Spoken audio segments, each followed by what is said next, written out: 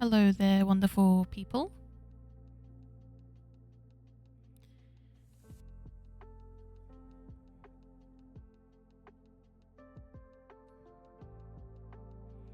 I hope you are doing well.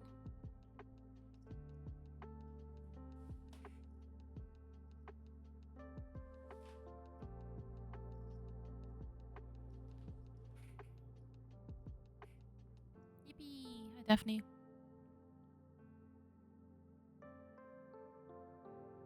Oh my god, if the camera cannot.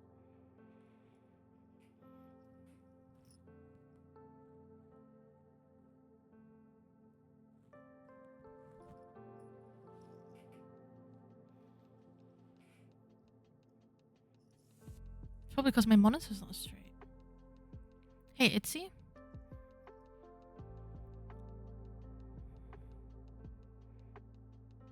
No, that's the wrong way. There we go. That works.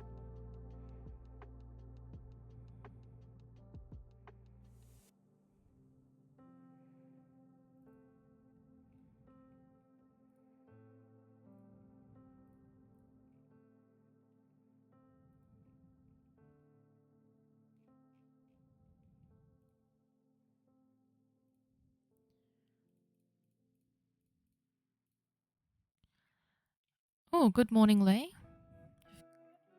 Caught your morning stream then.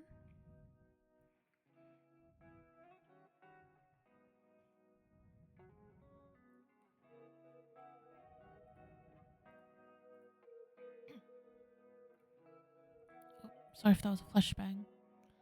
I've got a lot of stuff open. I've been researching. And then I was like, oh, we'll have to stop researching now because it's streaming time.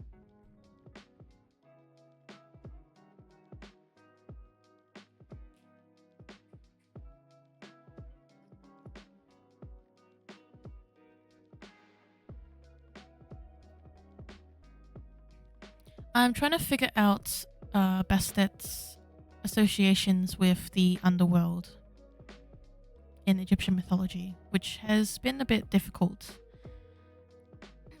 I was just looking at spell 125 from the Book of the Dead, which one person mentioned that she's mentioned in that spell to help protect the deceased from accusations and ensures fair judgment. And then some other sources say that she's not mentioned in that spell. So I'm sort of trying to check that, and I did find this PDF, Book of the Dead 125, The Negative Confession, which I don't actually know what book this chapter is from. It is the most famous chapter or spell because it's to do with, as mentioned, the Negative Confession, which is a list of confessions said to be like recited when you're having your heart, like your soul, weighed in the afterlife by Anubis or Anpu. And I do indeed find a mention of Bastet in here. But I'm trying to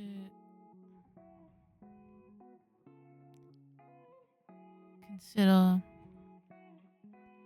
the context. So there's a part of it, like after the confessions, like I have not so and so a number of times. I don't quite remember how many times. It comes to the part where it's like, oh, such and such who has such and such, I have not done, and then what is said.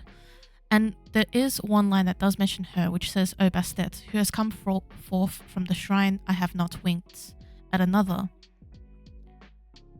Which doesn't tell us very much. I can kind of assume what that means, but it's sort of like I'm trying to see if I can confirm the facts that she is involved in the afterlife, in the judgment of the soul, and if she's involved in the protection of the deceased, because that's kind of the thread that one of the leads I've been given to something that she's been talking to me about, and so it's an adventure to try and find out. You said I have a 5-day weekend next week because I'm getting a tooth pulled and I'm hoping I'll have time to do some reading. Oh yeah, I hope so too. That is a long weekend, which is nice. A 5-day weekend. What books do you plan to read?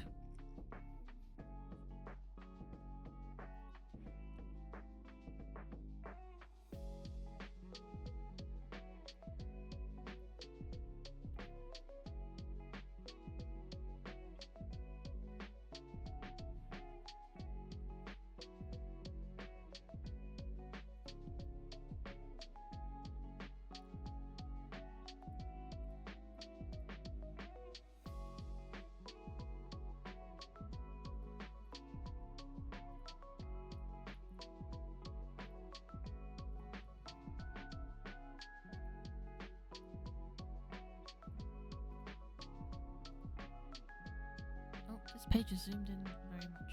I didn't know me to do that.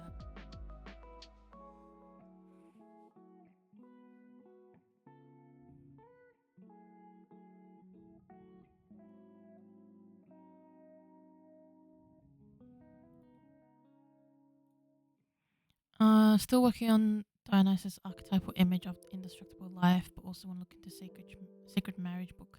Oh yeah, the one with the orange yellow cover words. If I could use words.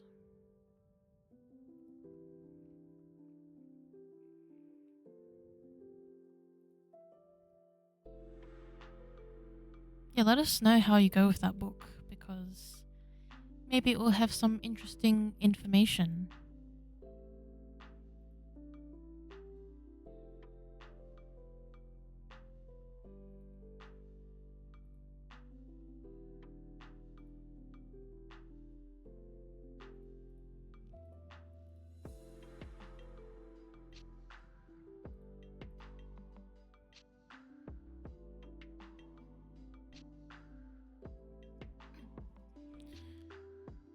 What's everyone's plans for today as well? Because it's a bit early for I think a few of you here. It's late for me.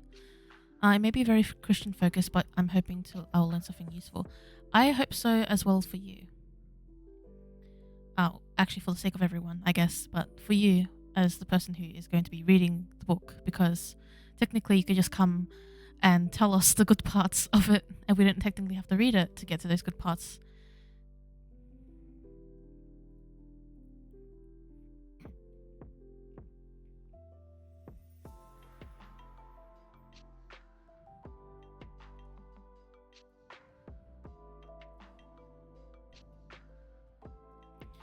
Another thing I could try is looking up if Sekhmet has any association with the underworld, because that might help me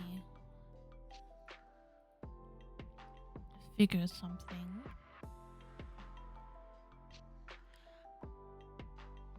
Though I'm not sure. One piece of evidence that I do have, or thought I do have, is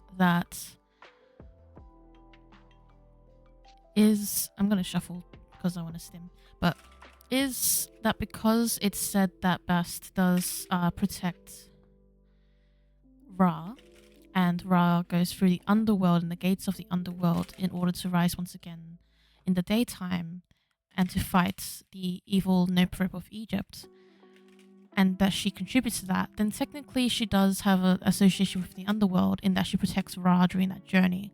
But that doesn't necessarily say if she protects the deceased, or is a guide or helper of the deceased, because I wrote that down from somewhere. Forget my book. They unfortunately have a 3-hour store-wide meeting at work directly followed by an 8-hour shift. Oh, that sucks so much. I'm sorry to hear that you have to go through that.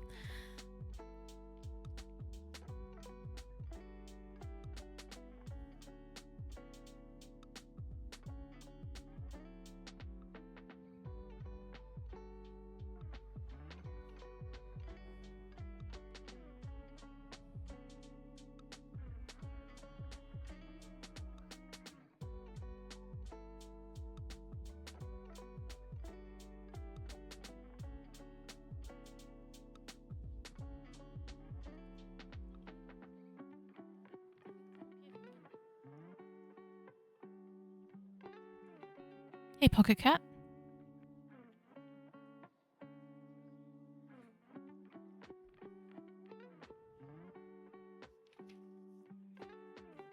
It's not Prophet Kitty, but it's a different kitty this time.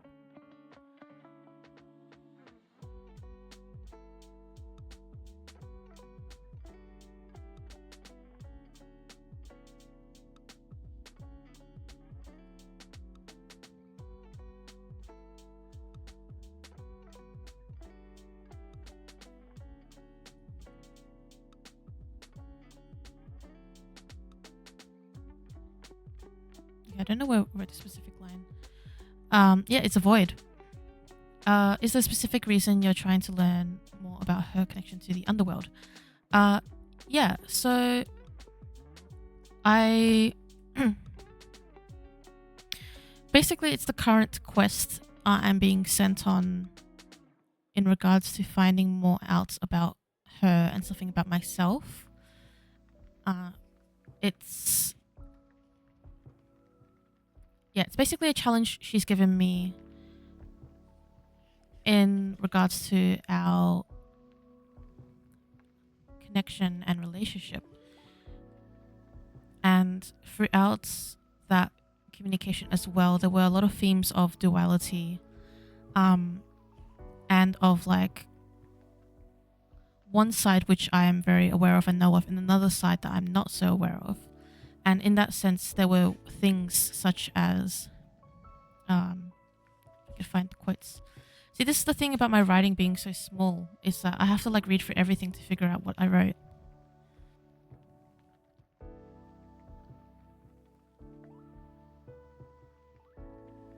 She asked me, "What is the other side of the healer? When he strips down to his bones, what will we find? When I open the jar, what shall be waiting inside?"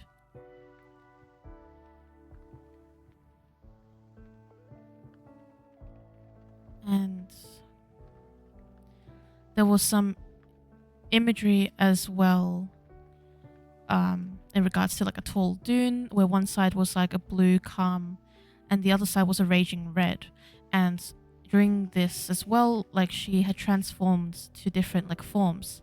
She's not only a woman with a cat head, she also takes the form of a lioness. She's also like representation of the sun, the Eye of Ra, a powerful force that can also be destructive. And I'm looking into this more destructive side of things because of her references to healing. And healing has kind of been my focus for the last however long time, and has usually been my focus. This healing and more positive, I guess, like positively regarded aspect or aspects of myself. Though, because she showed me this duality between her being, a goddess of dance and song, to a goddess of the Eye of Ra and the sun, the rising rays, to the goddess like who is a protector and a slayer, like a vanquisher of the Noprep of Egypt, which is like the embodiment of like a snake, which is the embodiment of evil, and what goes against the value of Ma'at, which is what all the Netjeru work to maintain. And she is a powerful force that can destroy like that enemy. Yet she is also like caring and gentle, and at the same time a lioness who is really powerful.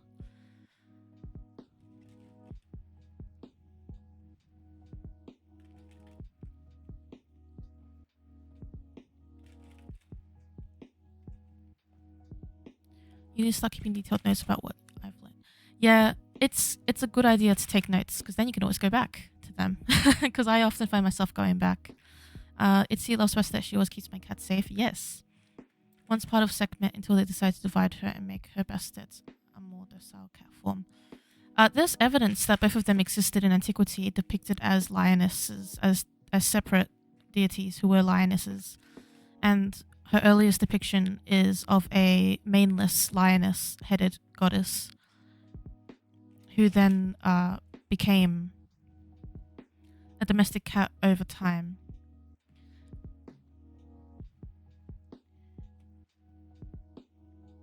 So it says Egyptian star Daphne, but I can do either of these two.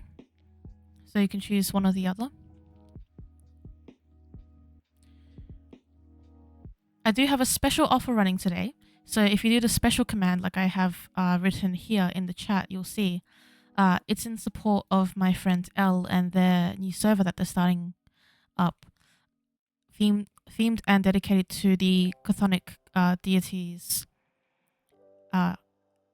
And it's a server that they are really excited for, and I want to help them out with people joining. I know some people in here are already part of that server, but if you do the special command, then it comes up with a bit of an explanation of the server, and if you join, or if you're already part of the server, if you invite a friend to that server, then not only will I, do your normal reading, but I will, I'll just do the command in the chat.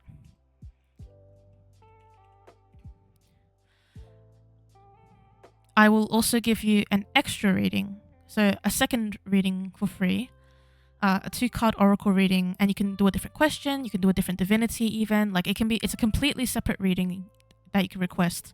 I've just limited it to 2-card oracle reading, or tarot reading, I guess, so that it doesn't take up, it doesn't like completely double the load.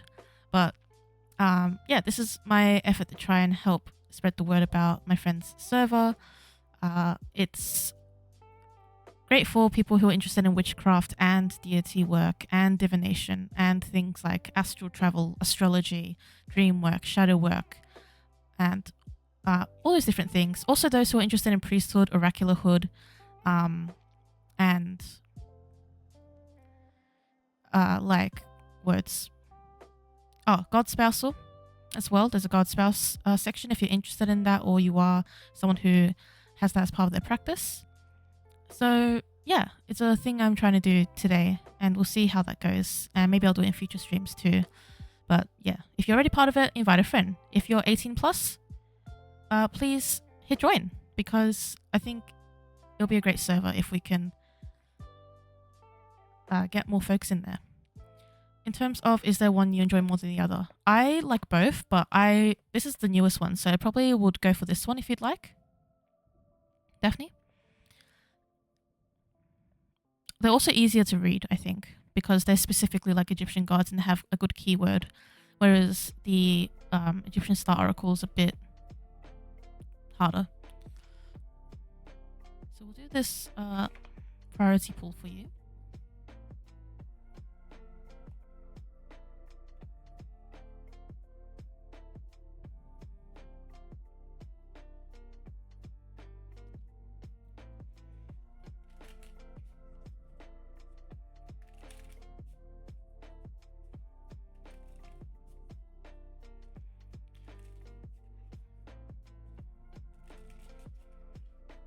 See what oracle card would like to come through for Daph today.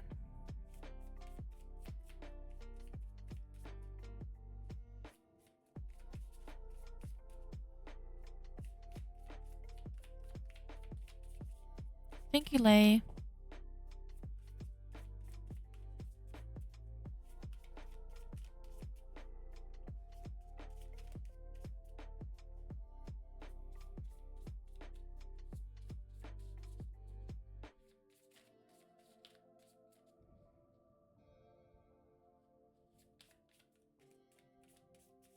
Hi, Luca. Welcome in. So you got number 24, which is Taweret Genesis.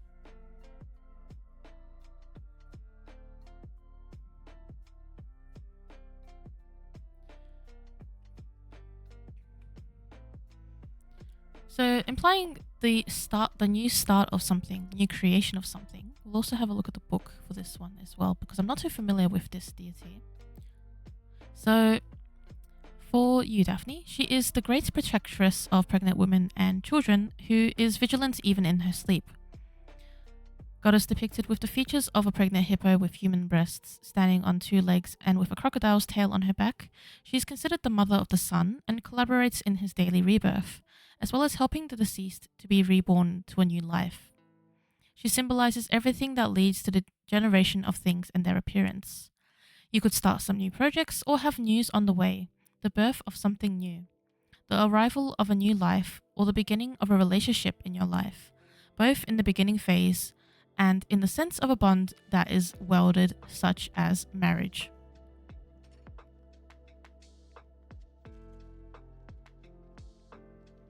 That could apply to a number of things, I think, for you. Possibly.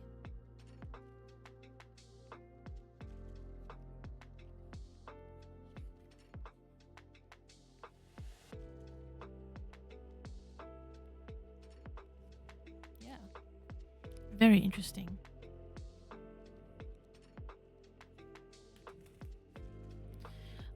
I was using this deck just before the stream, which I found and it was really funny because I was shuffling it as I was reading stuff about in my research about Bastet, and I like read a bit about like her being a protector, and then literally the card of protection came out, and then I read about her being someone who like represents justice, and then the justice card came out, and I just thought that it was a nice affirmation for the direction of my research. Oh, I think as well, like in researching her underworld aspects and like her like more, it's also like generally her like more destructive aspects, because a lot of deities do have like a destructive aspect to them. It's because she's often depicted as like, which is still true, like her very gentle, motherly, domestic aspects of protection and care. I'm interested to see where her more destructive or like fierce side comes out in history and what we have. It's been an interesting search with a few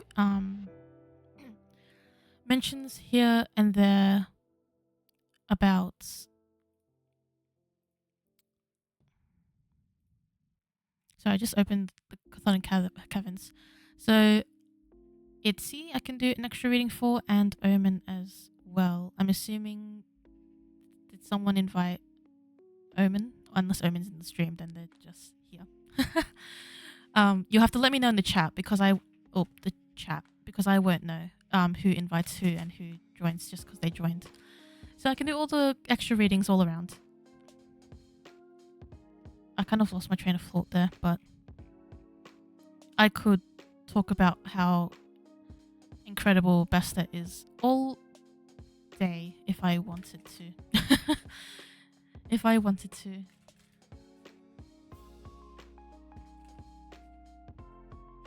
You don't need an extra reading? Oh, well, Oh, yeah, the queue is empty. Let me check if it's even open. Yeah, it is in fact open. No one has queued yet, and it's been almost half an hour in the stream, so that's surprising.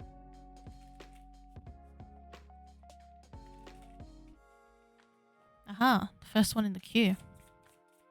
What would you like a reading on, and do you have a preference for deck?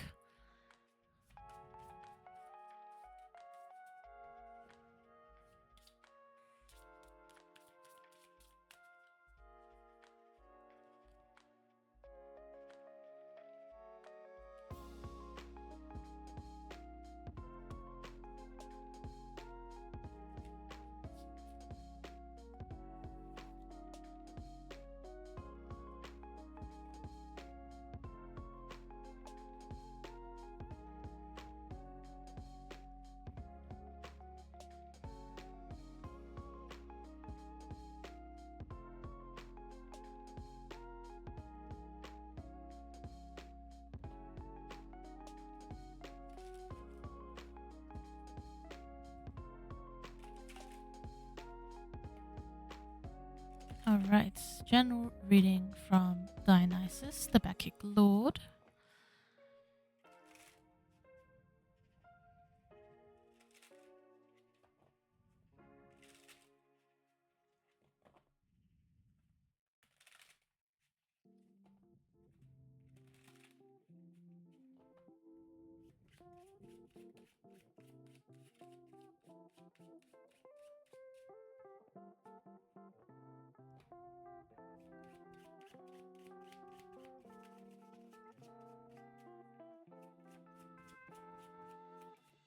For anyone else who is watching as well, feel free to join the queue by doing the join command just up there. It's an exclamation mark and then join.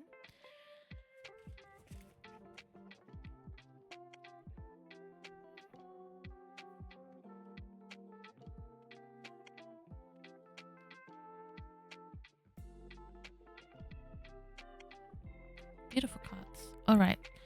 So your first card is Nature, Nylia. And it's this beautiful archer.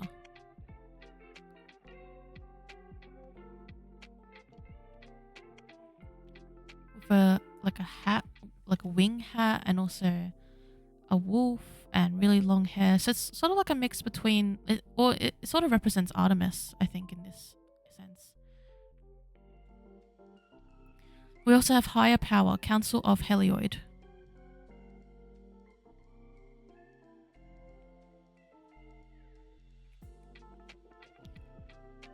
Mental Reflections, Nico.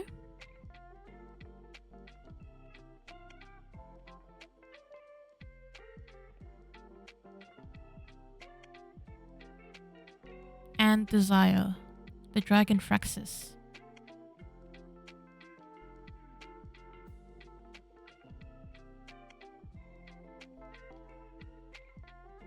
So here he's talking about the nature of you and the nature of yourself and how you place yourself within your own life and even practice.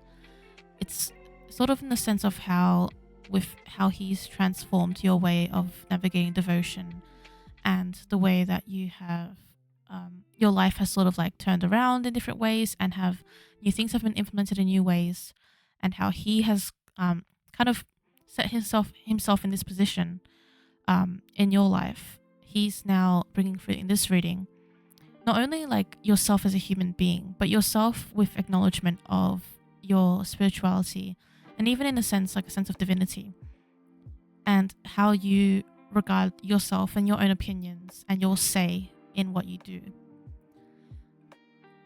Is there ever a time where he has suggested something to you or told you to do something or asked something of you, and because of who he is to you and who he is in your life, you just trusted it blindly and did whatever it was, whether or not it was like a negative or positive thing? Is there a sense that you have of,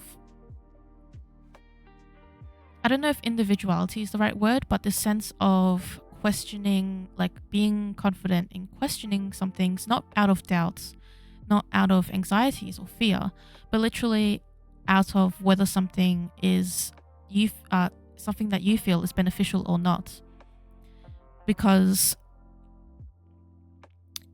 the gods all have their different approaches, different opinions, and different suggestions for things. They have their own higher knowledge and wisdom, of course, of our timelines and like who we interact with and how we interact with people.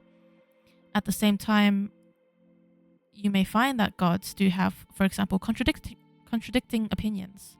And this is just an example, not specifically relevant to your situation. And in that case, they are both deities, but which one is right? Is a deity's opinion objective? That is something that he wants you to consider. And he wants you to place yourself at a higher power within your own vision of your life and who you are and how you operate. Not in terms of community or other people. Like it's definitely not about like putting yourself above others. That's not the suggestion here. And I don't think you'll take it that way. That's just my disclaimer of how I'm speaking. But for yourself and within yourself, how highly do you regard your own opinion and your own say and your own discernment and values? Are your values based within yourself, or are they based within him or others? And as such, it comes into all of these, well, sort of like the three of these. This one's a bit separate, but the nature of who you are, the higher power of who you are, and the mental reflection of who you are. And where do you go what do you think? What decision do you make when it doesn't come to him and his framework and his reference and his knowledge and his suggestion? For desire, it's sort of a double-sided card in the sense of him being like having a nice nod towards you and how he does desire you as a person and he likes you a lot, and how he will always have this desire for who you are, no matter, like, even if you don't always say yes to him, even if you don't always agree with him. And at the same time, it's also speaking to the desire you have. Like, it's sort of like he's pointing out desire in both senses. Do you understand your own desire and what you wish to pursue outside of what he wants of you? Do you have a value? Do you have a drive that is purely based on what you are going with and working towards, that isn't entirely attached to him or dependent on his say in it? That is your message from Dionysus. Oh, come on, Dionysus.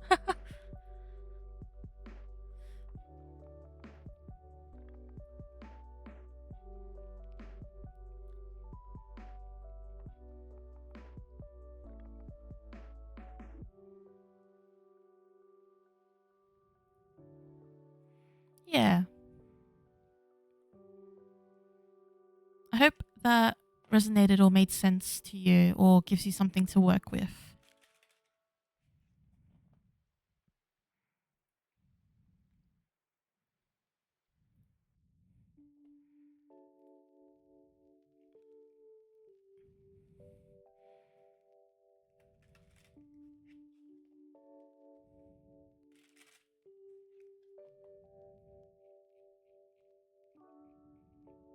Oh no, I was online on Discord. They're gonna see my evil plan. It's easier to lose myself in him than it is to consider who I am as an individual, LH. Yeah, I get that. But he believes in your potential to go beyond that as well.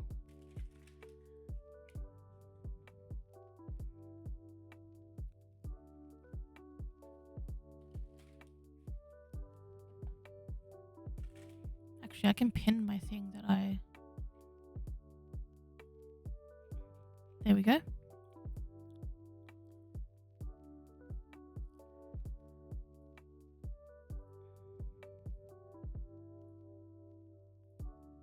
Ah, flashbanged.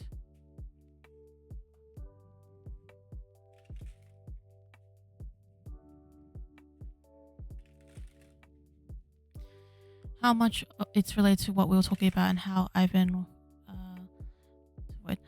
I think it's very related. It's like not specifically that. I think it's like very much within the values of like you and who you are and how you navigate this because of how your life has turned, like how your life has gone.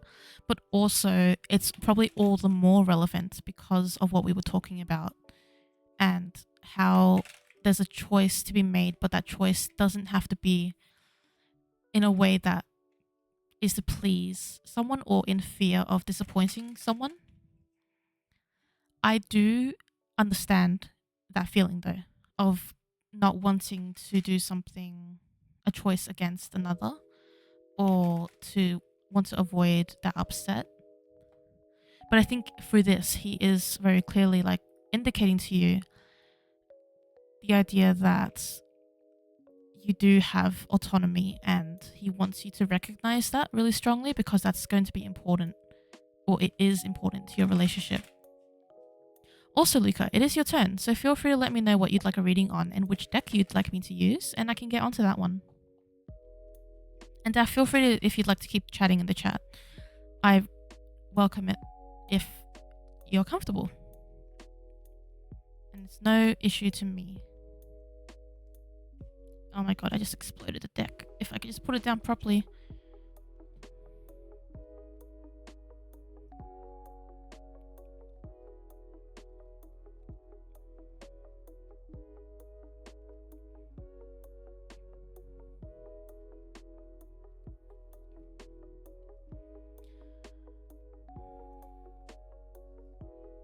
Yes. I'm just gonna move my notebook because it's kind of in the way. even though I love it so much. These black notebooks have been such an amazing thing, a choice I made when I started using them ages ago. Because it's one of those books where they're nice and slick, but sleek, not slick. Oh my god, sleek. But also, it's like I don't feel afraid of like messing up writing. It's like it doesn't have to be perfect or aesthetic. I just write and write and write, and it feels good. All right, sorry. Let me get these together properly. It's hard not to think of deities as beings as fickle as humans. Not that everyone is like this, but sometimes it's so easy to upset someone. Oops, like, yeah.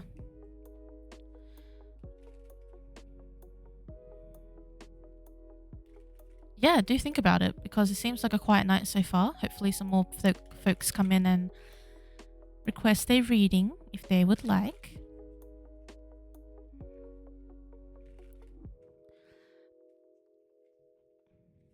Yeah, I mean, the gods are very old and they're very wise.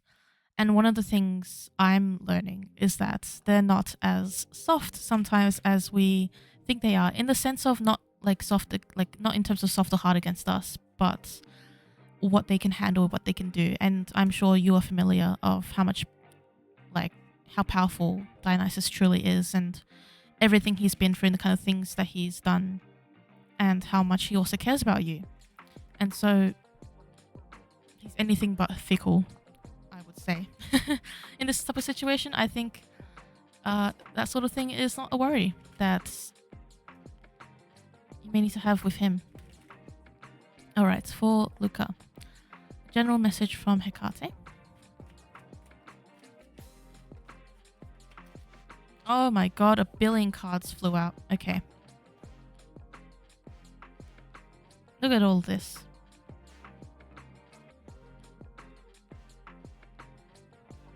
We'll take all of them. Okay. Let's see the surprise. Ooh, King of Charisma. I love this card. It's so beautiful. Also reminds me of one of my book characters. He wears similar clothing and like they have like the same skin color and type of hair. Kind of. Yeah, go for it, Daphne. We also have the 9 of Charisma. So 2 Charisma cards so far.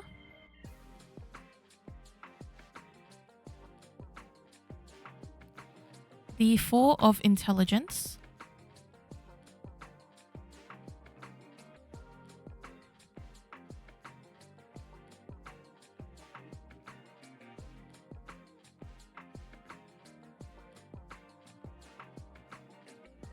I'm trying to remember the Rider-Waite Tarot equivalent of that, but it's slipping my mind.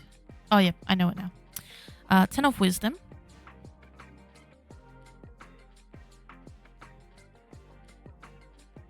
And also we end it with the Tower.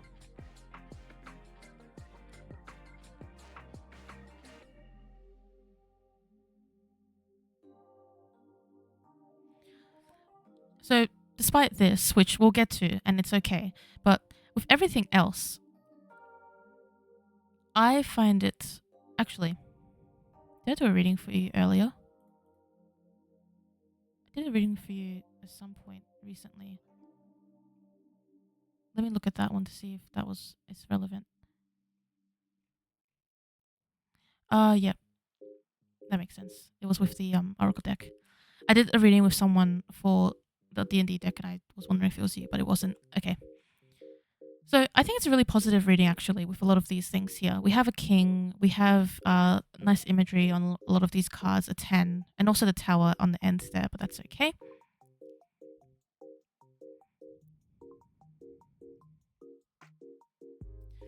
In terms of your message and sort of what she's bringing forward about what you should kind of focus on going forward, because what I'm getting from this reading is like sort of aspects of things that you should put your energy towards. The King of Charisma is sort of in the sense of you having authority and confidence within the suit, whatever the suit is, in this case, charisma. And one thing that you can reflect on as well is, what does charisma mean to you? What does that represent? And what are the qualities that you see in others that you consider charismatic, that you wish to see in yourself? And do you see those qualities in yourself? think can indicate that this is a quality you do already hold. And perhaps in this reading is to say that it's something that you need to realize within yourself, something that you should realize in order to be able to, as this person is doing, grab the instrument and be able to express yourself in a way that resonates with you. Self-expression in the way that you desire. And to, of course, be cautious depending on your situation, but also to be confident enough to know that there are people around you who wish to support you in this expression and to enable you to be confident and to take authority in this situation over yourself and who you are and who you show that you are. Note, not as much as how others perceive you, because you can't always control how others perceive you, but you can control how you sort of put yourself out there. I think the Nine of Charisma is also a fun one in attachment to that because of how the person, like right in the center there, is steering the ship. And she sort of has this like cocky smile on her face, and she's, quite confident in where she's going. And Hekate's question to you is, where are you steering the ship? Do you know where you're going? If you want to know where you're going, will you draw a map? Will you get a compass? Because you are the captain of the ship, and no one is going to... Maybe your first mate would, but like, no one really questions the captain. And people trust the captain to know where they're going. And even then on pirate ships and like those sort of stories, we see pirates get into all sorts of trouble all the time, but at the end of the day, the captain is able to work things out, not only with their own knowledge and their own trust within themselves, but also the people around them to be able to support and help out when needed. And to sort of like live in fear of steering the ship, so to say, means the ship isn't going to go anywhere. So the ship is going to move no matter what, perhaps.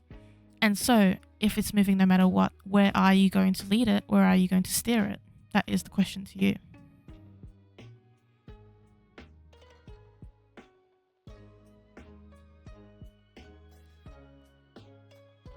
Oh, thank you, Awakened Immortal, for following. Welcome to the stream. Feel free to join the queue. You can use the join command right there, the exclamation mark join. And also check out my pinned message for today's special offer, quest, I suppose. Special quest for extra readings. So yes, the Four of Intelligence is a card where I would say it's about how you recharge and how you rejuvenate yourself and how you come back to yourself in a sense too.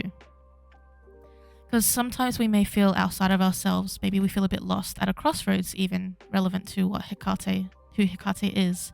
But yes, in this case, in the center of all of this, because you see it's placed within the center of this side we just spoke about and this side which we're going to get into.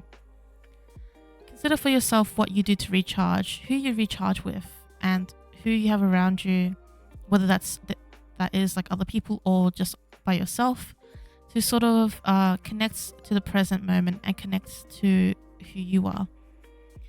All of these different people here are relaxing in their own ways, and there's one in the middle meditating, one reading, and then one as well. They are just playing with their like wand or sword or something. But they all have a different way of relaxing and doing things for themselves. And so perhaps if you're having trouble with knowing what to do, or like if you have to do something the same as other people, or you're thinking, well, I'm trying to fit into this one place or this one activity and, like be like others, and maybe this will help because other people do it and it helps them. Try to think a bit more in the sense of you can coexist with other people in the same space or within the same network or social circles, yet still pursue your own activity and own way of resting and recharging. So these two cards, I'd say, go together. Hekate is saying that when we learn, when we develop, when we obtain wisdom, when we seek knowledge, and when we seek something different and change, then change will come. And sometimes it can feel unforgiving, like the tower.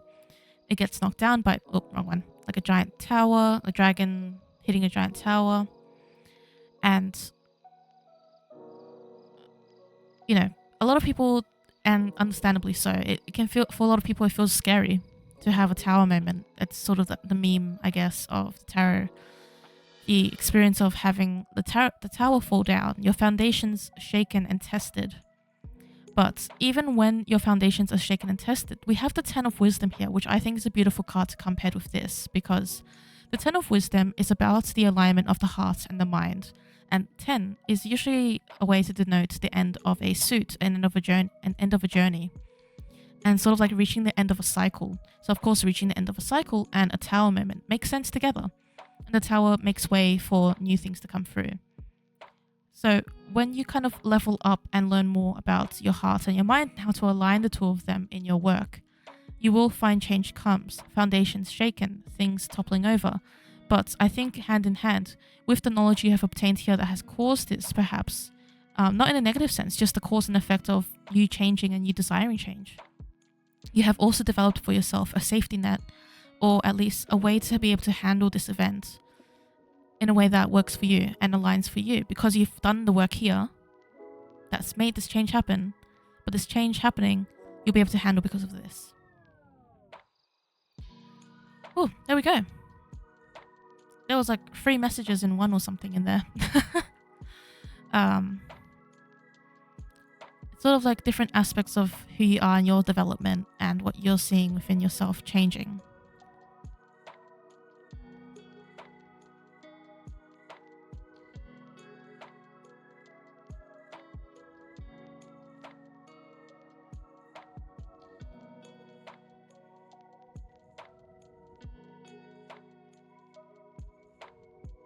You're welcome.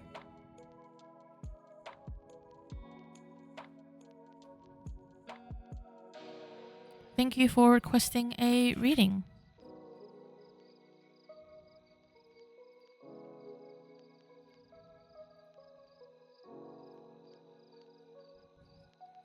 The next person we have on the list is Itzy. If Itzy can let me know what reading you'd like. Yeah, Daph, feel free to join the queue again, then I can keep track of things. For your oracle reading. Yeah, I can do a reading with Lord Leviathan.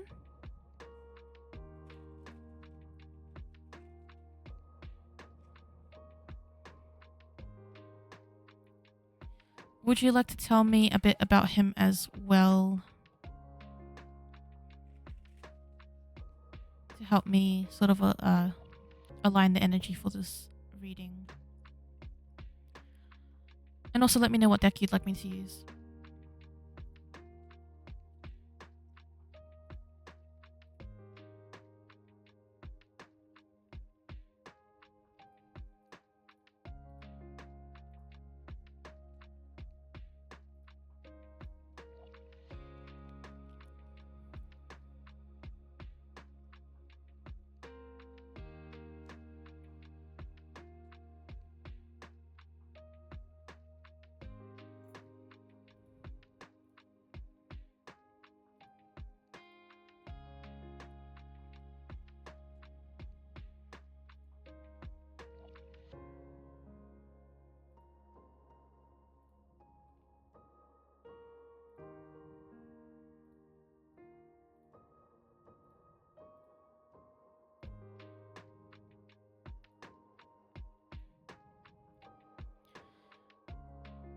Yeah, I mean the decks don't disappear, so we have the D&D deck that we can in fact use. Loneliness, despair, pain, and the sea.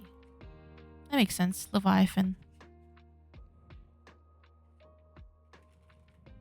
That makes sense also because he's always had a very cyan energy for me, and I was like, okay, maybe that's just because he reminds me, like, it's like subconsciously I do connect Leviathan with like a sea thing.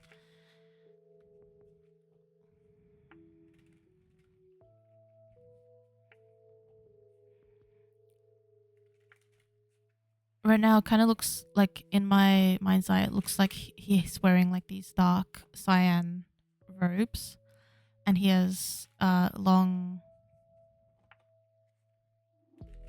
black hair. It's like long straight black hair.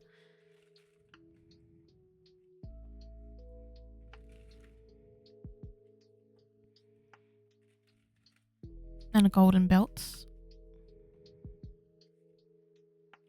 Okay, often see with long black hair. That's a good confirmation then. And wear sea colors. Yes. Sea serpent. Cool.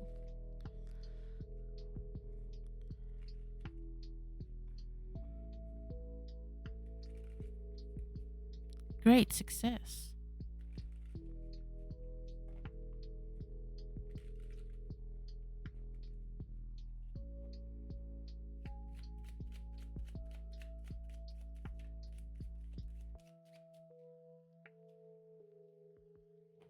Strength is the first card. That's a nice card to get.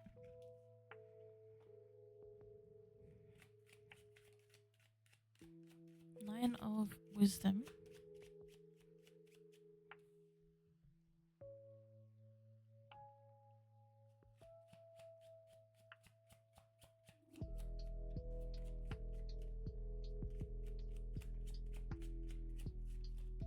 Okay, that was literally me dropping the cards, so that doesn't count. Aha! We're getting confirmation after confirmation after confirmation here. Strength is your association card for him. Beautiful. Oh, okay, we'll get that one then. 8 of Strength. Oh, cool. The suit strength as well.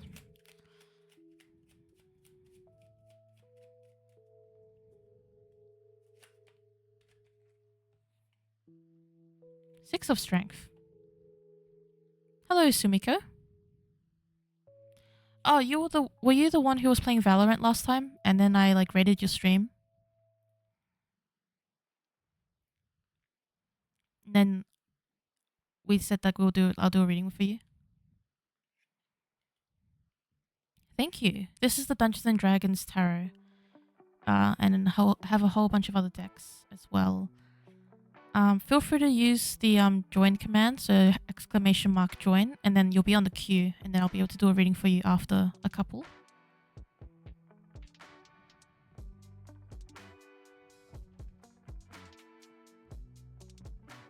This card is really interesting. Okay, let me show you Strength actually first. So we have Strength here.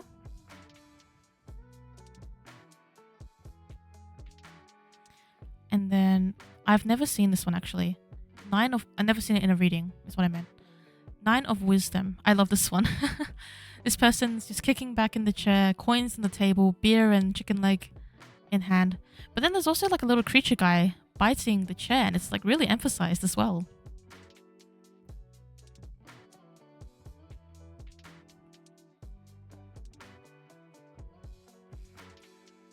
We have the 8 of Strength.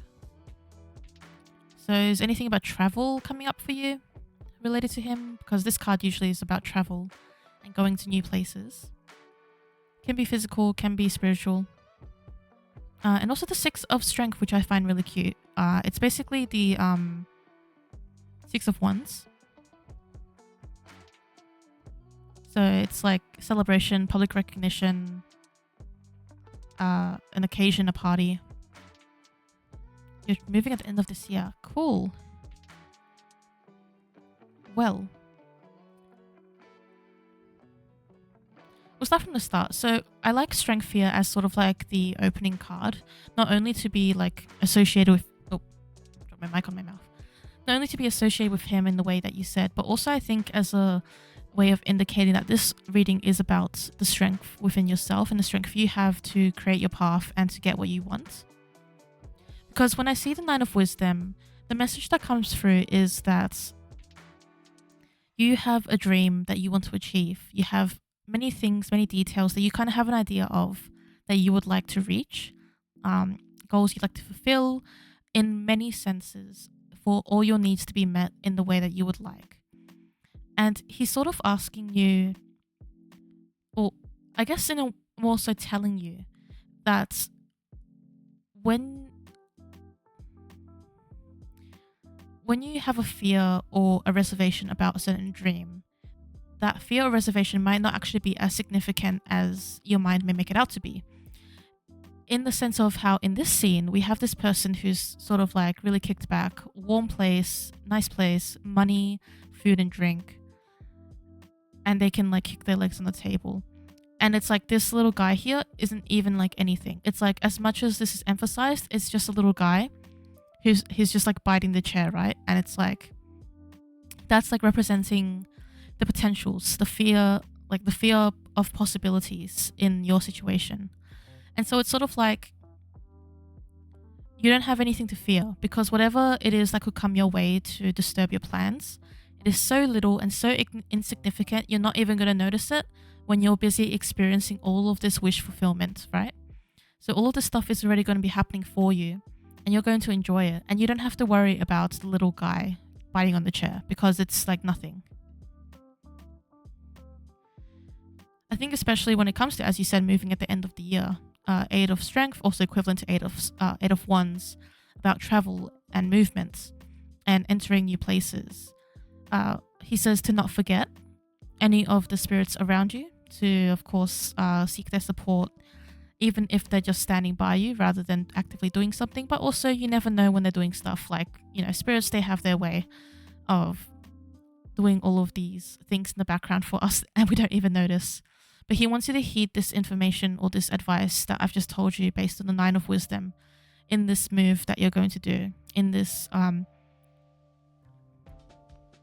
sort of transition in your life. It's an opportunity for you to take things that you want to fulfill your needs in the way, like getting closer and closer to what you desire without the fear that's sort of like gnawing at the chair. And the 6 of strength. Not only a recognition of, it's 2-part. One is him recognizing you. So a deity bringing forth the 6 of strength, I find, is always really sweet because it's like celebrating you. And like, because the people are like looking at us, right? It's like looking past the card. It's like us.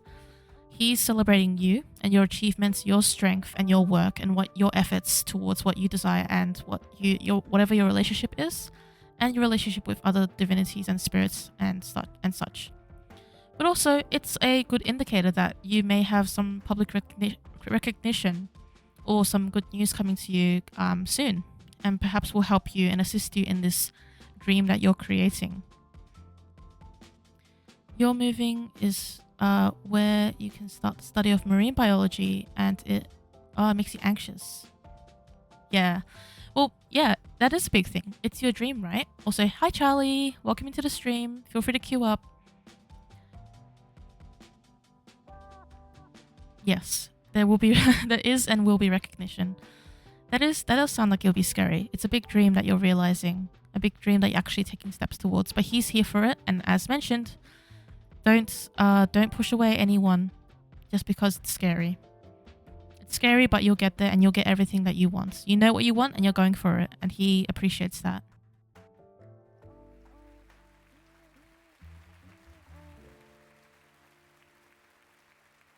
Why is there clapping in my song? Okay, I guess the clapping's for you. Clapping. No, the queue isn't closed. It's only been an hour.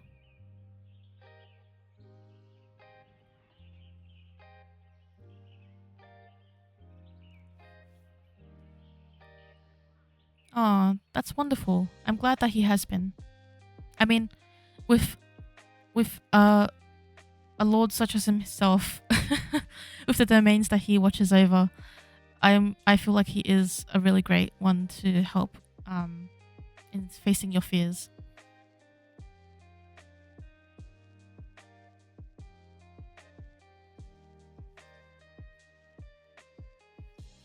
I'm really happy it resonates. You're welcome.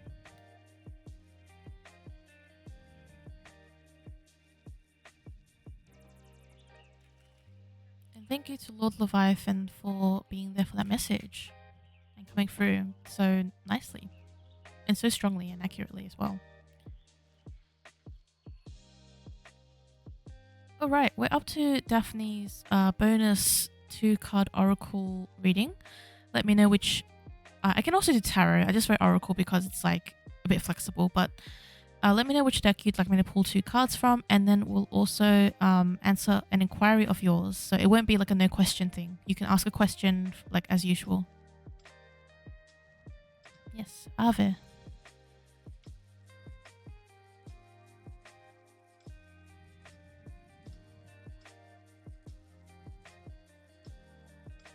Also, I'm going to send a quick message related to something that I saw Itzy send.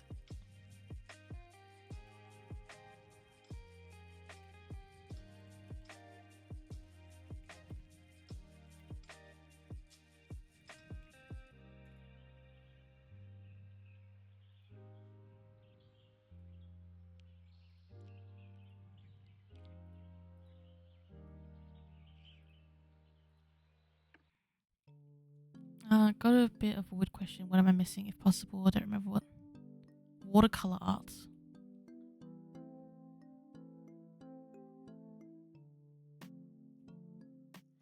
Is it this one?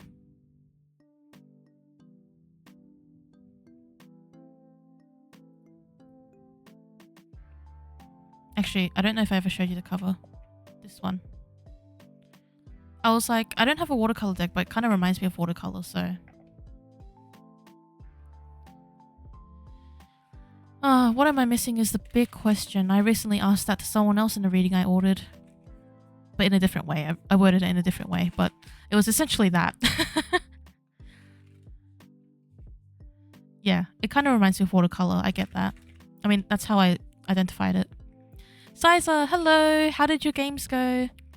How did your Valo games go? We have someone else in the stream right now as well who plays Valorant. It's the streamer that I raided last time. Who does the stream. Who plays the game in Japanese but streams in English. Oh, you didn't play? Okay. Did you do something else? Didn't feel like... Oh! If only I wasn't streaming tonight, I would play. I would queue with you. It was Sumiko. I don't know if they're still here. Hopefully they are, because they're in the queue for reading. We did not make it to the peak. Oh no.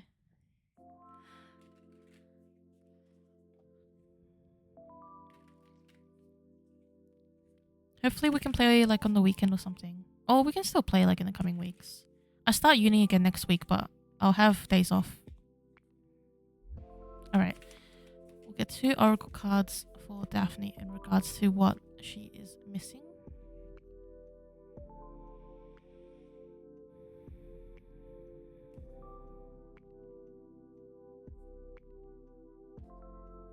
Alright.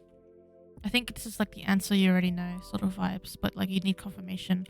We have make the sacrifice. And also... Oh, other way around. And also seek your destiny. Make the sacrifice is an interesting card. It's basically do the thing that you think will like... Even though it will like... There will be a sacrifice involved. Like you'll have to give something up or release something to do it. You got to do it. And also to seek your destiny. Seek what it is that you desire. And for your own path. It's no one else's path and no one else's choice but yours. No one else's destiny but yours. So you can see the cards properly. Make the sacrifice, seek your destiny. Do the thing and do the thing.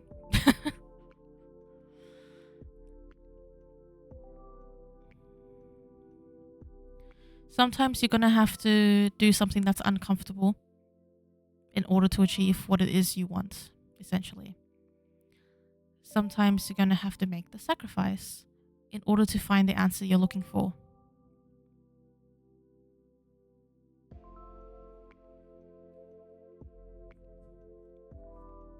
Nope, you got to leave your comfort zone. That's what's being asked. This is not about your comfort zone. This is about something different. Because seeking your destiny doesn't come with staying in your comfort zone.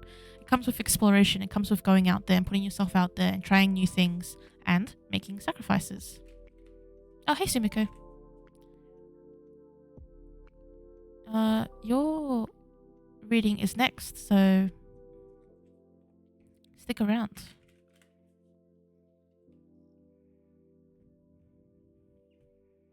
Hopefully that gives you some wisdom. Hopefully. I'm also just sending the dex command in the chat, Sumiko, if you would like to click on that link and let me know which deck you would like a reading from and what you would like a reading on. And if you are not sure, you can check the about section if you just scroll down in my about. Let me check what it looks like at the moment actually.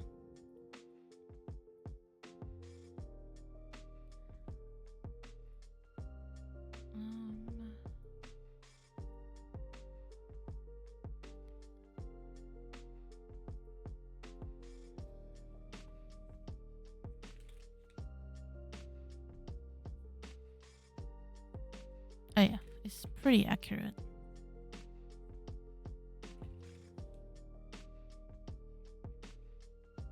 Oh yes, I can do that.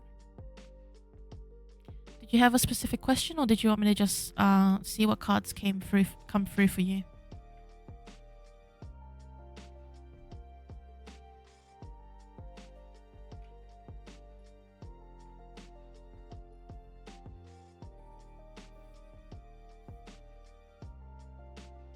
Okay, cool.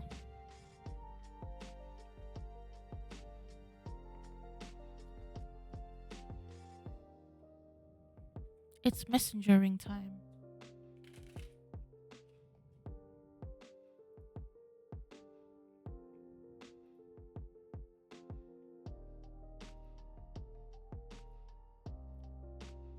Okay. Just do a general reading for Sumiko.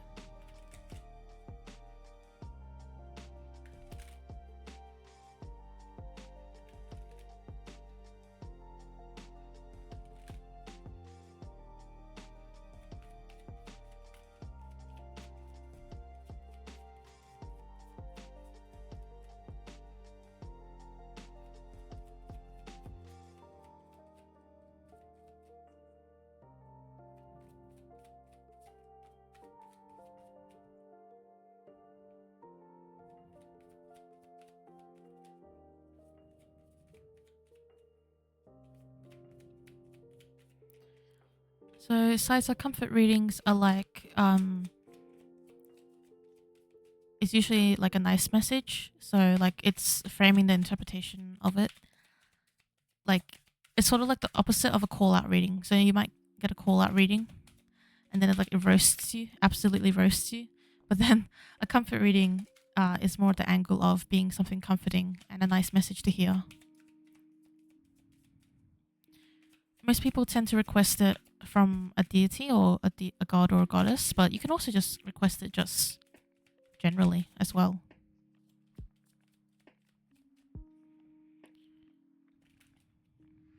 Where are the other two cards I want to draw? Can I get 2 more cards, please? I'll explain crossroads readings in a second. Alright, we'll do it the old-fashioned way.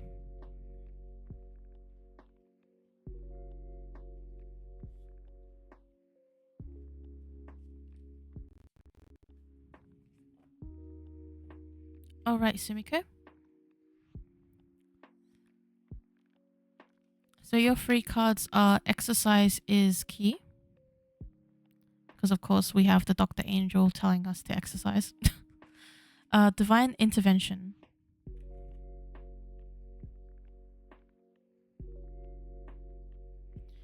And we also have meditation.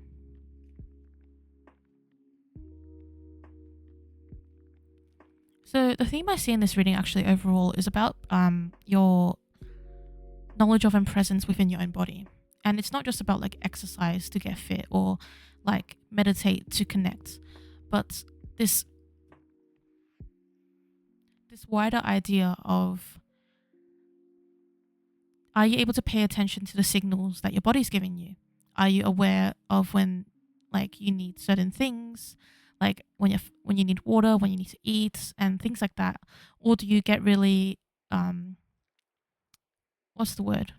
Immersed in things that like you end up not being able to like tell these things and be present within your own body.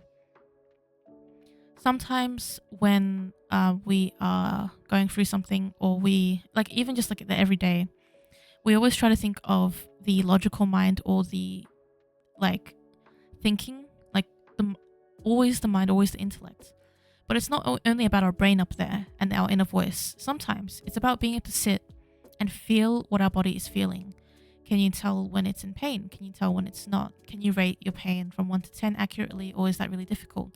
I know these things are also to do with like some neurodivergencies as well. It can make it difficult, but in this case, in this reading, Raphael is pointing out through these cards that it'd be good for you to focus a bit more on how your body moves and how you feel within your own body. Do you see it as a part of you? Are you attached to this body that you inhabit?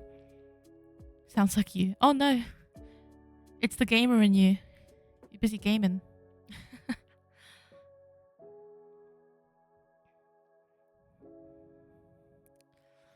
But yeah, see this reading as an invitation to get to know yourself better in that way, and to be able to sit with yourself and sort of reflect on, yeah, what you're doing, how you feel, how you interact with yourself, and also to listen to the bodily cues that you are receiving.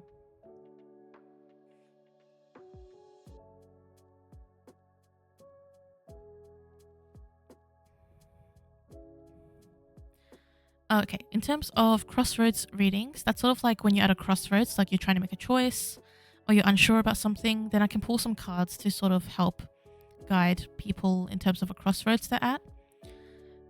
It could be like I pull 3 cards for one option, 3 cards for another option. It could be like, what do I do at this crossroads? And I pull cards, and there's like an indication of if you like should do a certain thing, if there's something you need to focus on in particular at the crossroads you're at.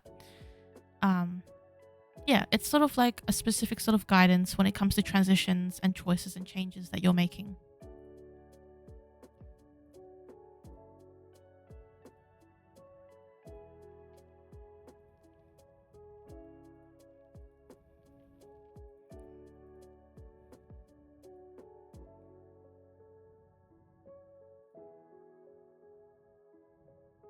Yes. But yeah, that's your reading, Sumiko. Hopefully you enjoyed it, and yeah, I stream around this time every week, so you can always just come in again and again and again and just request. It's sort of the whole deal here. I don't know if you're interested, but we also have a fun thing going on today. It's my special of the day.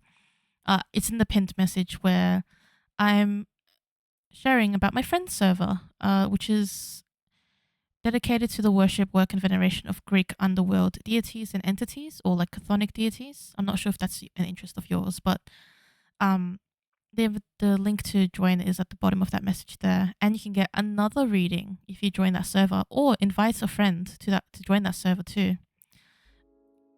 But that's my special for today, to support my friend in growing their server.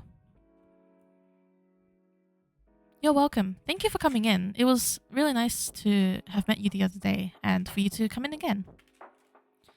And crossroads readings are interesting, and there's different kinds in the sense of like everyone can define like a description. Oh, I didn't update the queue. Define their own description of like what a reading is. Like it's not like any official listing or guide. Yeah. Yes, you have to think. It's your turn. Hello, Lunar Snacker. Welcome to the stream and chat. I hope you're doing well. Or I should ask, how are you?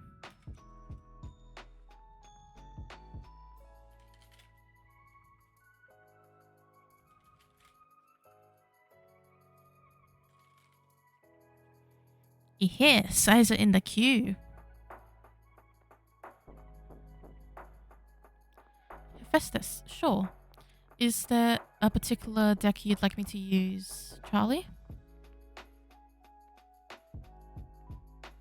I mean, it's not preferably. You could just say that you want that and I will do that.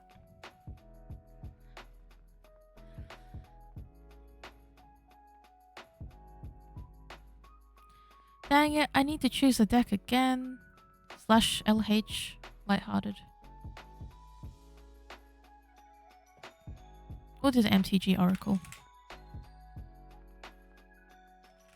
It feels very Hephaestus. I am good, thank you, Luna. And I'm glad you're doing okay.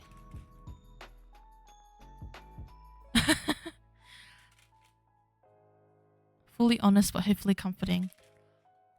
I mean, they're still honest when they're comforting. Comfort isn't a lie. They're not lying when they're comforting us, right?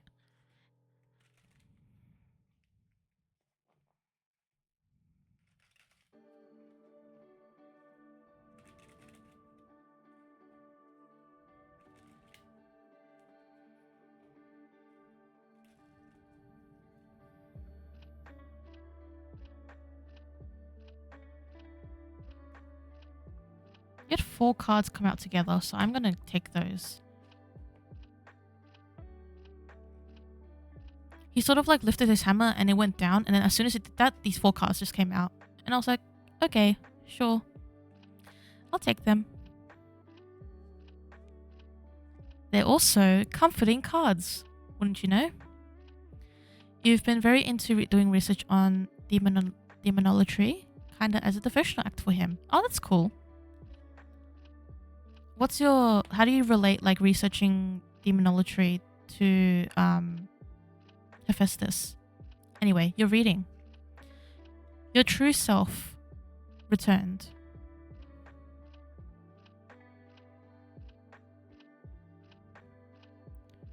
Trust your heart, which you've gotten before, I think.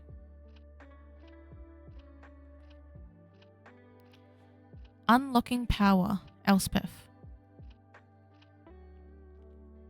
And also resourcefulness, Phoenix. This is such a Hephaestus card. Resourcefulness. Oh yeah, true. Special interest card. I see that. Well, actually, I see that as well in these cards, because this is literally like a I love what you're doing reading. It's like, I love what you're doing. Please keep doing it. Follow your heart. Do what you want. Like, you're not just one thing, you're many things, and you can wear many masks and hats and faces, and it's not a bad thing. You're unlocking wisdom and knowledge is power. Trust your heart and trust yourself. It's like, he's all over that for you. We'll just go from the start to make it a bit more cohesive, but your true self returned. He likes how you're coming into yourself and how you're sort of like learning more about who you are and your interests. And he wants to remind you that just because you like something now, it doesn't matter if you don't like it later on, if that's like a worry of yours. It's still a part of your self-development and finding out who you are. So don't have worries about whether this is temporary or not, okay? Just know that all of this is in an effort to express who you truly are. Trust your heart. As simple of a message as it is. You know what you like. You know what you feel drawn to. You feel it within yourself and you see and you put action behind that, right? It's supposed to be comforting. It's comforting. It is comforting. Yeah. He likes what you're doing, right? It's like, he likes that you follow your heart. He likes that you're doing more for yourself and not worrying so much about like judgment or like whether you should be doing one thing or another. Like, you are acting in a respectful manner. You are trying to learn and gain knowledge, and that is good. As here, raising or unlocking power. By learning more, by researching, by figuring out more about yourself, by seeing who you are in this practice, you are unlocking power. Power doesn't just have one appearance. And it seems here that he's telling you that what you're doing is unlocking your power. It's not so much of a big thing, big responsibility that you have to wield in some righteous way. It is literally you are gaining more for yourself, and that is a good thing. And he likes that for you. He's there for you on that. Resourcefulness. He likes your research. He likes what you're doing. He likes how you're figuring things out for yourself. He also likes that you're not afraid to get in there with all these different things, right? Like you see all these masks on here. It sort of represents how you are able to dip your toes into different things. It's like you're not trying to stick to one thing, and that can be a good thing as well. You don't have to see yourself as just one thing, one person, one version of yourself. It's all part of who you are and all part of your true self. First one is very much connected to me being worried because I think I mentioned it before. Yeah, not sure if you'll work with it, and that's okay. You follow through with what you want to follow through for right now. And no matter what, and based on what you're doing now, he likes it. He's happy with what you're doing, and he's glad that you're following what it is that you're interested in and what you're wanting.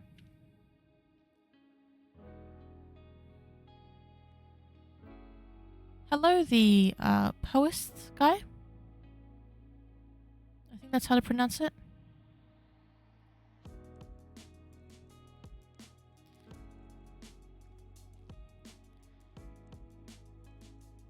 You're welcome, Charlie. Poist. Cool. Well, welcome to the stream. Welcome to the chat. I hope you're doing well.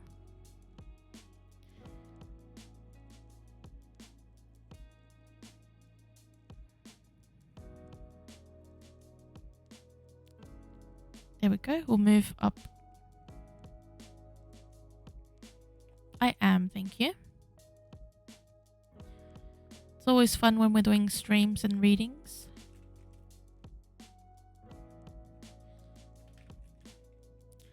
Also, if you are someone who's interested in like witchcraft or anything like chthonic deities or underworld deities, I'm currently doing like a special offer thing where if you join the server I've pinned up the top, which is my friend's server, then you get an extra, like you get another reading on top of the reading you get from your queued reading. So feel free to do that if you're interested, but you don't have to if you're not interested.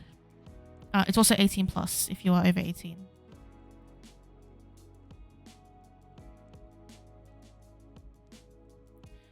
General reading if there's something to keep in mind going forward. Yes. Do you have a preference for what deck you would like me to use? Because I have quite a few of them. I'll quickly run the deck command in the chat for you if you want to select one from that list. Charlie, yesterday you finished your first book you read for research. Oh, that's awesome. Which book did you read?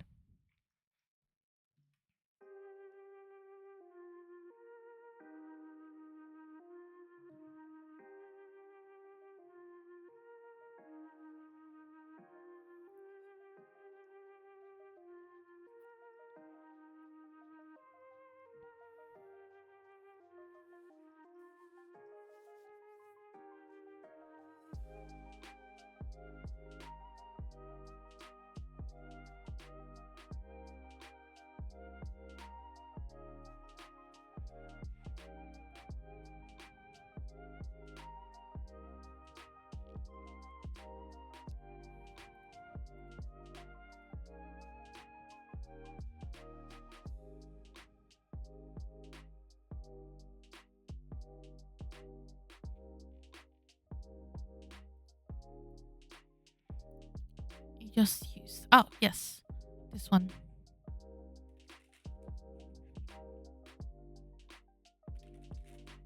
No worries. Cool. I am a non-binary person.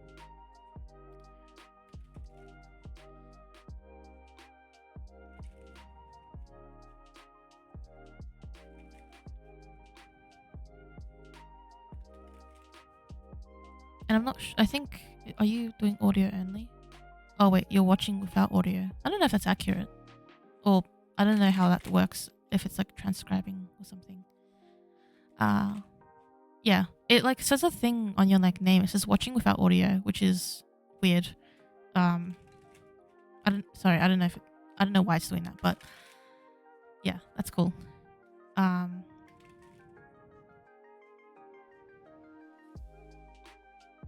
Oh, you are 18 plus and learning about things for sure. Yeah. Oh, it's a thing you can set yourself. Okay, I didn't realize that. That's cool. Even though you can like actually hear. Yeah.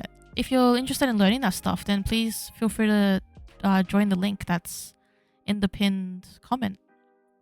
It's my friend server who I'm helping share because they are a great friend of mine who's very knowledgeable, and I want to help them create that space because they are super cool and a very safe person, in my opinion, to lead a space.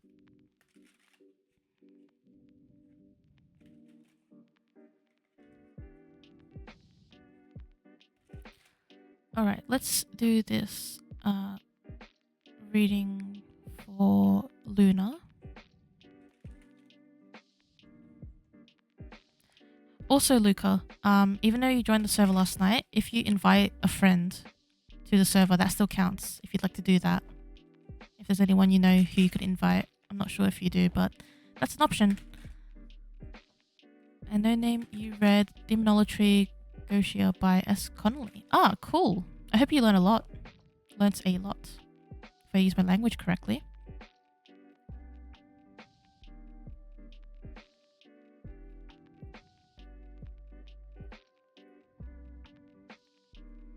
Alright. What should Luna keep in mind going forward? Oh, we got resourcefulness again. And nature again. These cards are wanting to come out today.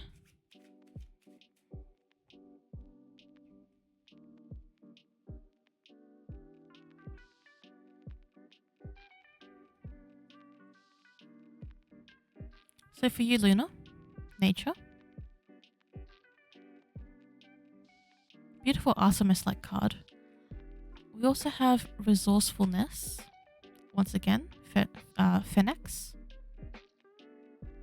But also we have exhaustion, Titan's burden.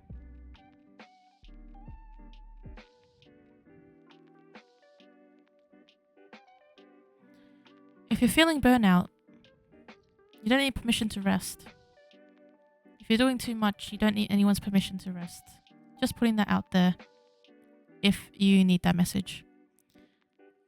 Let me quickly look at the guidebook for these because I feel like that will help us in this reading.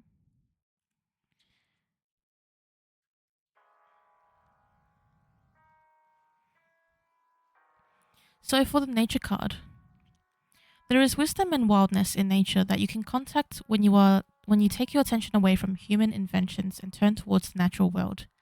To connect with it, try observing a piece of nature, like a flower or a tree, without using language. Simply see it as it is.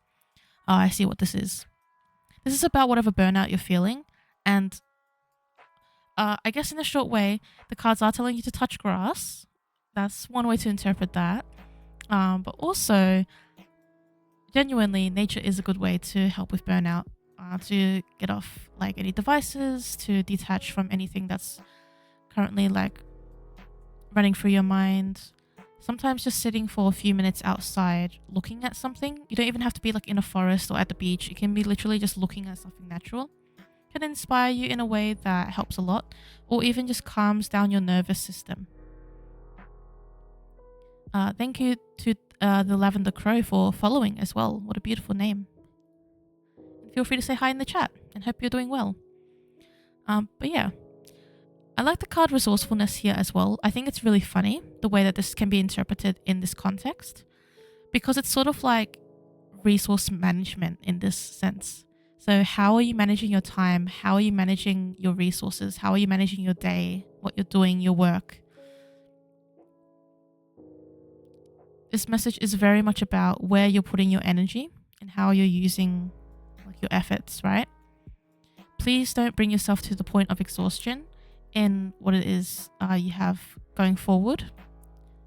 You really need to allow yourself the breathing room and the permission, once again, to rest or delegate or do things another time if you can't do them now.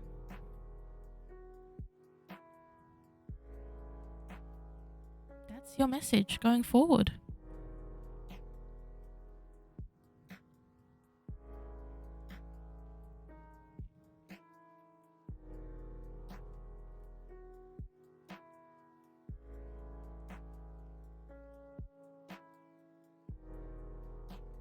You're welcome. I'm glad that makes sense, and thank you for requesting a reading. If you haven't already, feel free to leave me a follow if you want to catch other streams as well. I do stream every week. And if you are interested in any witchcraft or deity sort of stuff, then feel free to join the Discord server I've linked in the pinned message. Thank you for the follow. Oh, and also if you're over 18. I need to keep saying that because I forget. Oh, thank you, Poest Guy, for the follow as well.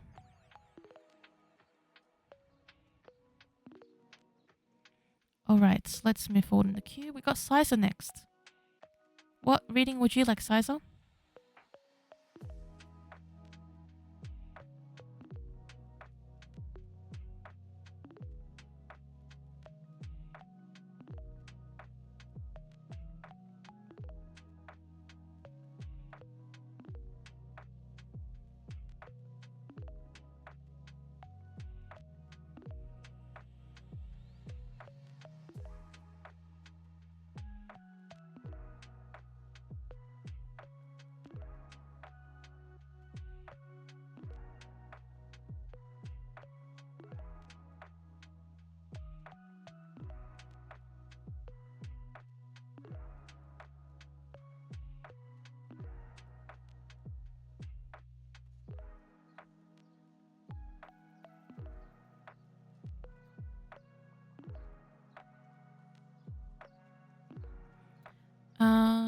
Would you be able to do a mix? A mix of a comfort and a call out. That would be interesting. That was almost what I did for Charlie. It was like a call out and a comfort reading at the same time.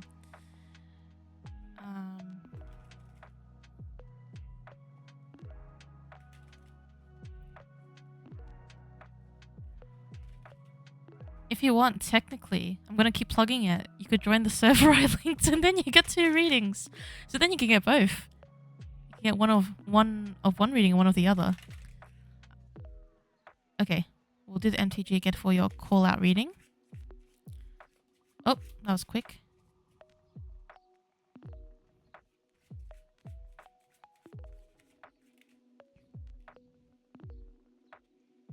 It's funny because you could like get your free reading and then you could join the server and get a reading. And then you could invite a friend and get a reading. And then you could claim, oh, I got a raid. Mira, hello. And friends, thank you. This is the first time, I think, or is it the first time? I feel like this is the first time I've ever been raided. Because everyone I know who streams after me. And so they can't raid me if I finish my stream before them. Hello, Dark Cano. Welcome in.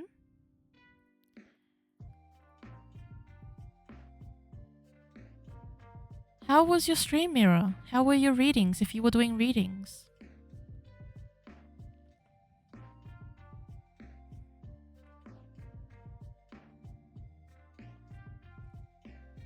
Thank you for the raid. You've joined server.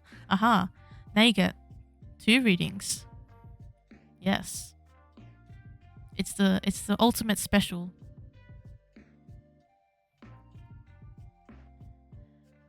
So I can do both that you want. Do you want the comfort reading to also be with the MTG deck, or did you want a different one?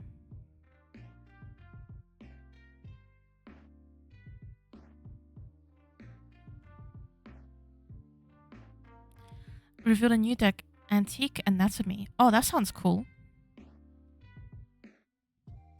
Antique Anatomy.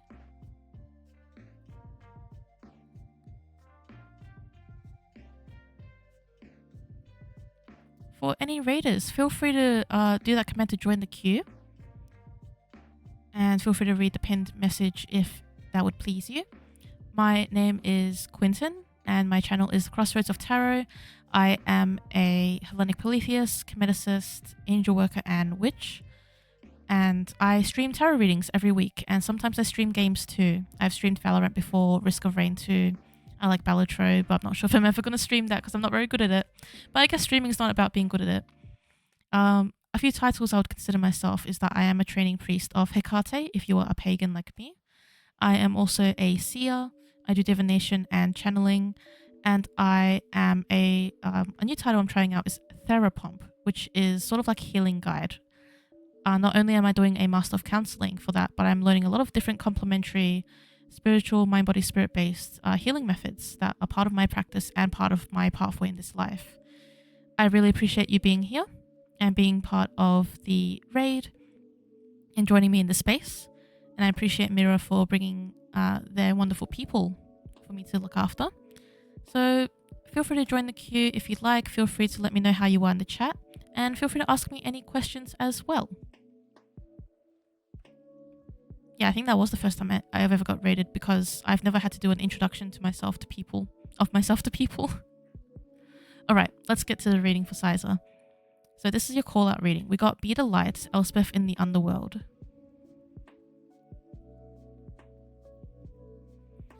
Gonna make a soft post. Yes!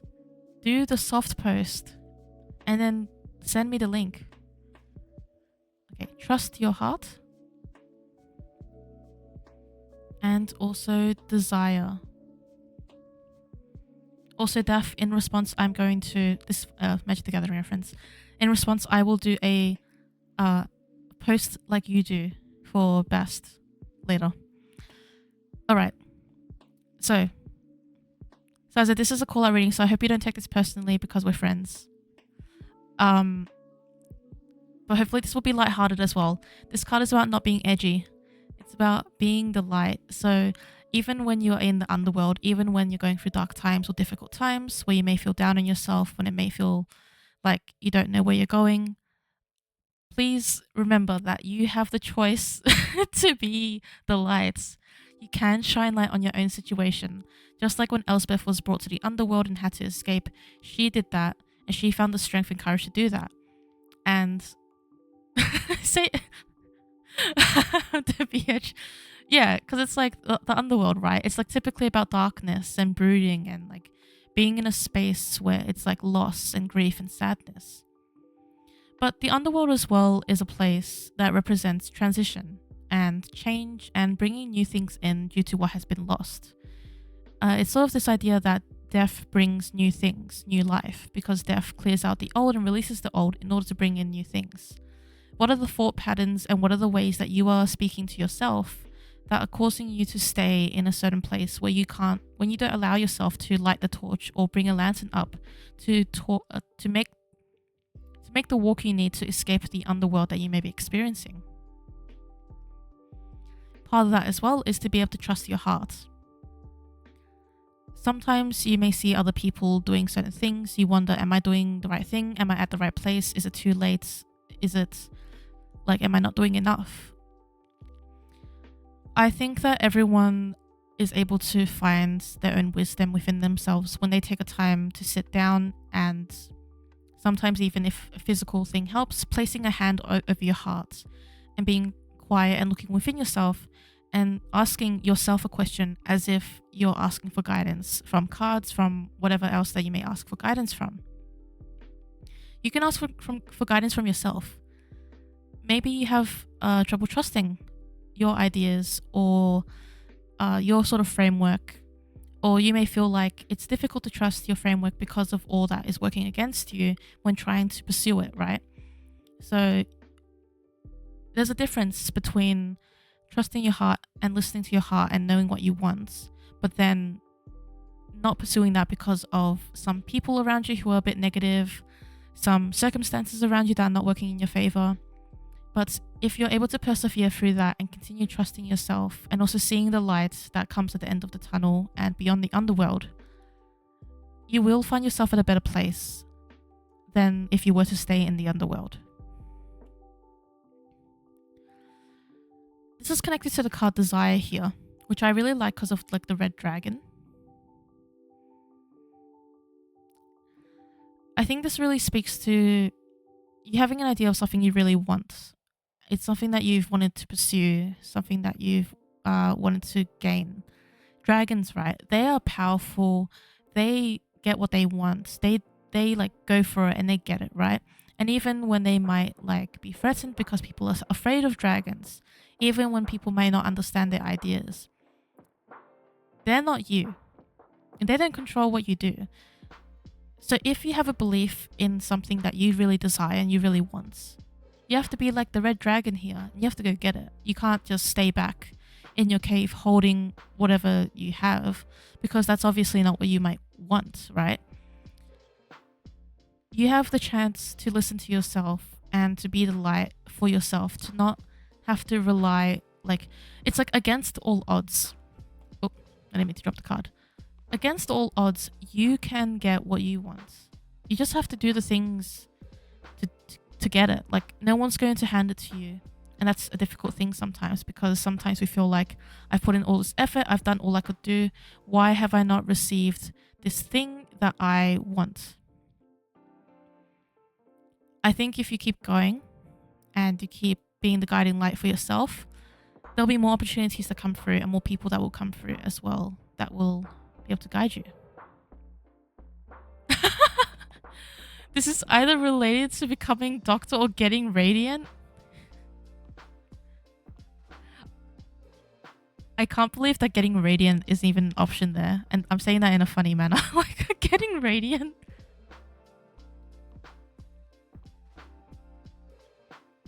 Probably becoming doctor, I'm assuming. I think becoming doctor has a bit higher stakes than getting radiant.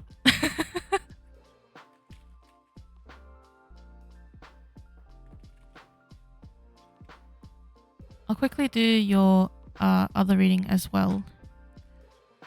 That was kind of a comfort call out reading. It was a bit comforting.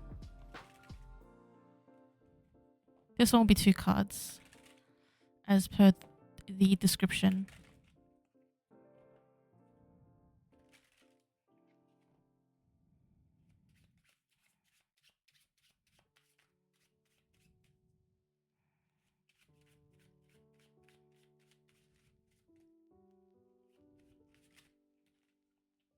Okay, that's not 2 cards. That's 3 cards. Why would you do that to me? Oh, this one's really cool. Take a stand. Oh, look at the angels. There's angels. Taking a stand.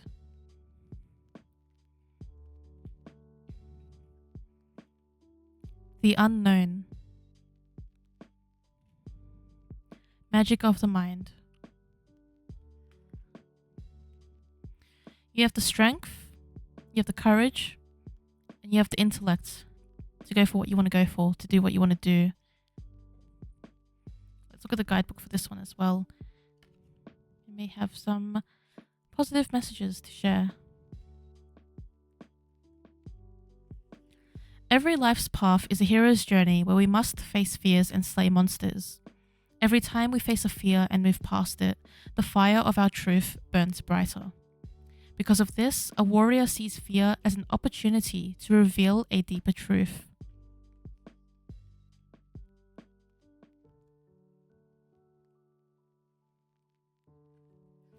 For the unknown card. Oh, this one's also to do with fear too. To be free from fear, we must be comfortable with the unknown. Make the unknown a source of wonder, curiosity, and excitement rather than a source of fear and anxiety. If you can make friends with the unknown, you'll find that you are living in the greatest mystery of all time.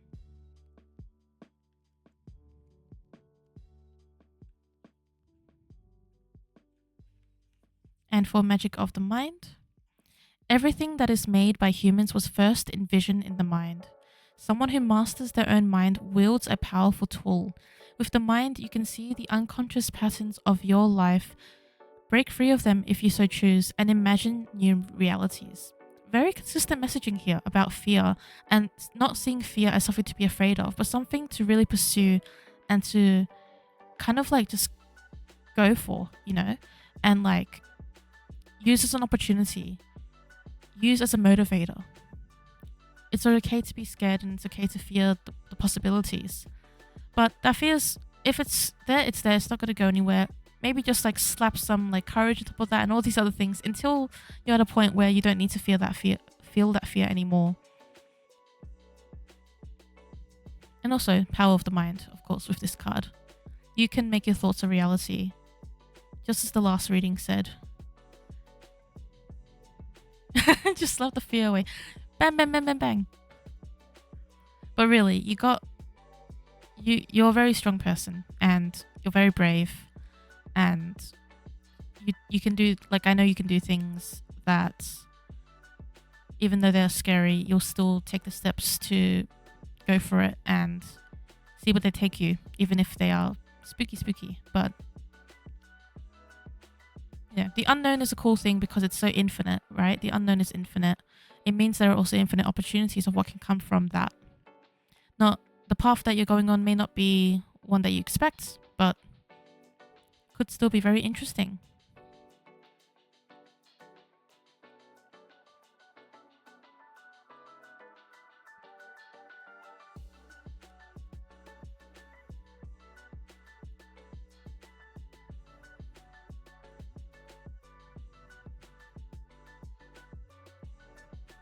Yes. Hopefully that reading was good. Yeah, you're welcome. Thank you for joining in and requesting a reading. It's always fun to do readings with people I actually like know. My friends in person.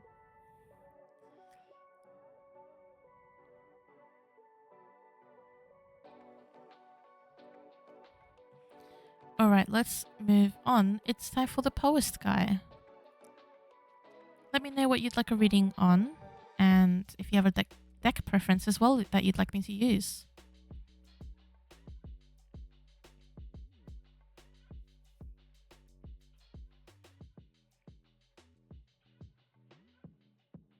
The general reading and dealer's choice.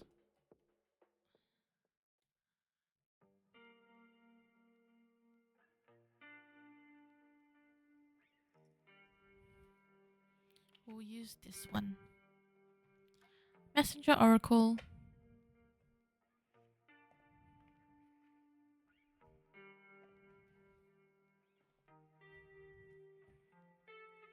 Also, Daph, I saw that you sent me a link, so I'm really excited to read what you wrote. Now, because I said what I said, I need to think about what to post based on the type of stuff that you post. It's like conversational. Or like, how would you describe your own posts, Daph, if you could try to describe them?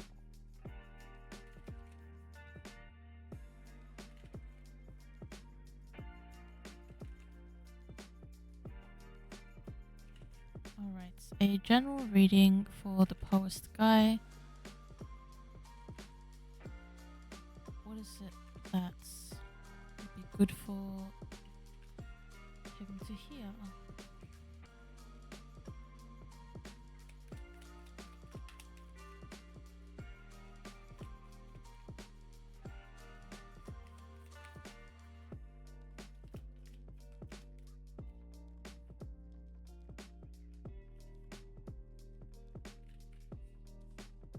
Oh, you're so... Yep, you're so fine. I understand. Okay, let me try to do this quick for you then, if you have a meeting in 5. Oh, you have it at the half an hour. Okay.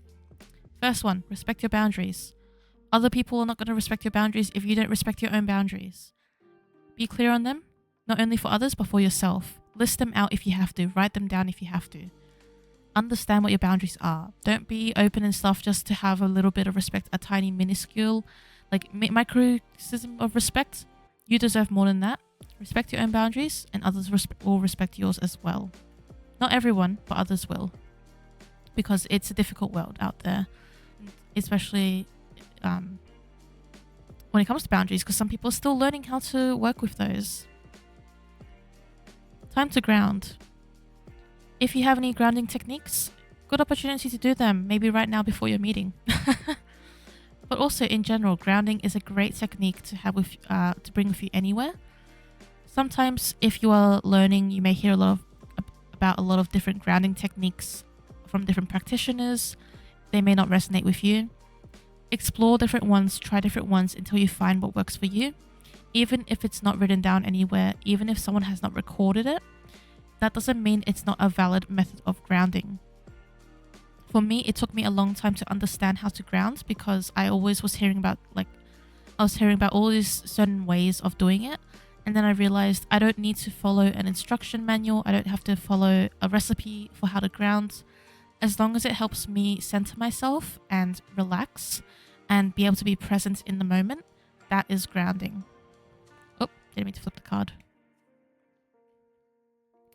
Trust in magic. Magic is a beautiful thing, a beautiful subject, and it can come in a variety of ways. In different contexts as well, from cultural to religious to even just what is out in the world, the natural occurrences that we see. It isn't so much about defining what magic is to you in the same way as defining your boundaries, but more so in the way of sometimes trust is hard, but it's also good. It allows us to surpass our logic and surpass what it is that we convince ourselves to stay in. And you never know what beautiful things can come of magic.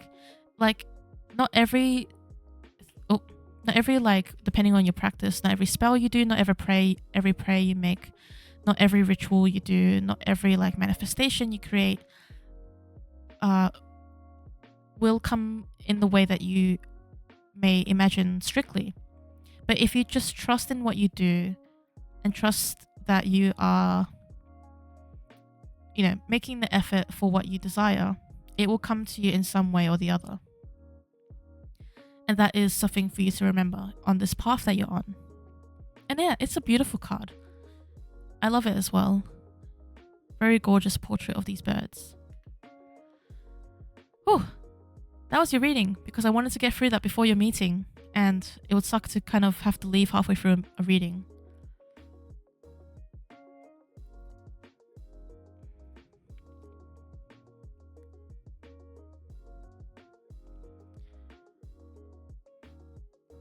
Yes. You've got it.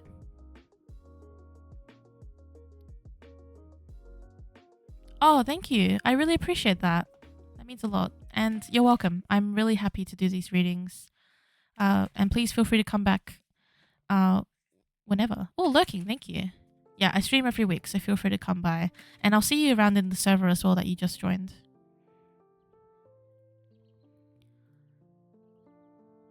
Have a good meeting. Daphne said, this was different than my usual. I took a little inspo from you. Oh, that is nice, I think.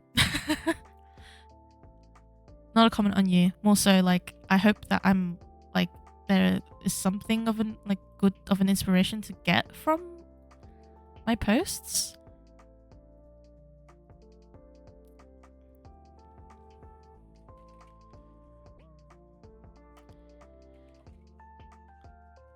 Also, hello, Mira.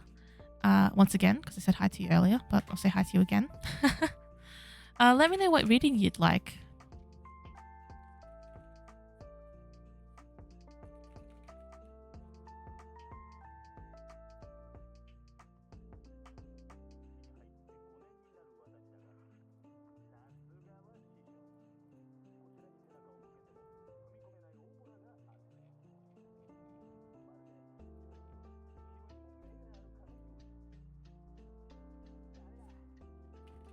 Anything I fancy.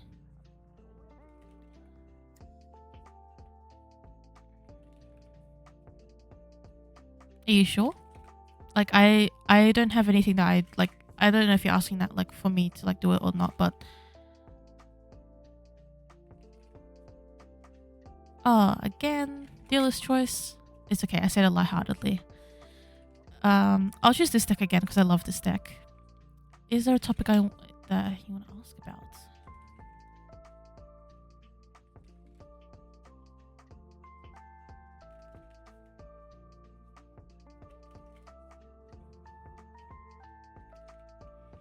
Also, Luca, are you still in here? Because since the queue is quite short, I can do a bonus reading for Mira and you, Luca, even though you joined earlier, because we have the opportunity for it. So if you're here, let me know and I can accommodate that extra bonus reading for you.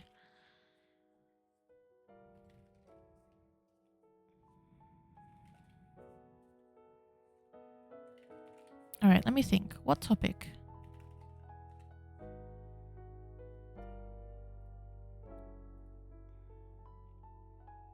You were the one who was doing Poseidon, right?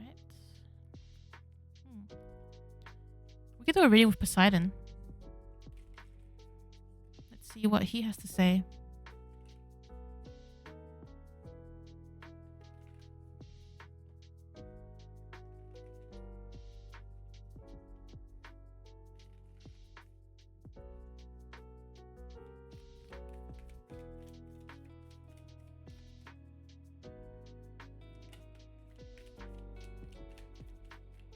Okay, I think this is really funny. Embrace the masculine. But I think it's like literally, it's not like you. It's literally like talking about him in your practice. Like embracing him in your practice. That's so funny. Okay, let's see.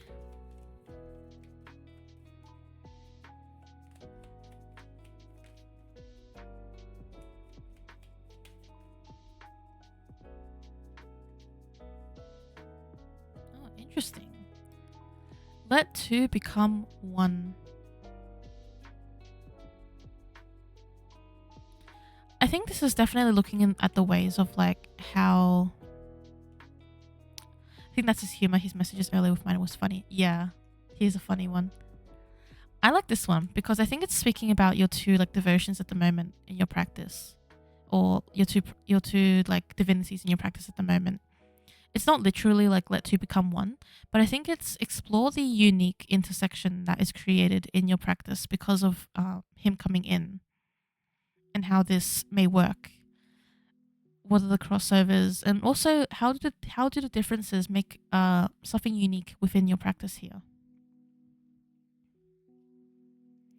The last card is observe in silence. So I think this is a recommendation as well that I'm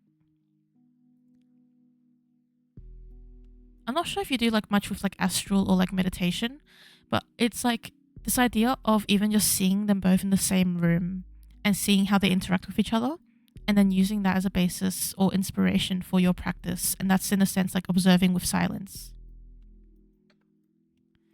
Do you often dream of seawater and freshwater, or that part of where I am between them? Ah, cool. Yeah, I definitely think this is a good a good call to sort of see how they mix together, how they may help you define things or redefine things, or sort of guide you going forward for things to explore in your practice. I do like how there's a sort of nod towards the two here, like two of them being an important part of your practice, and also learning to like, not learning, but taking the step of observing and seeing how that might pan out, not trying to force any conclusions before you get information about them.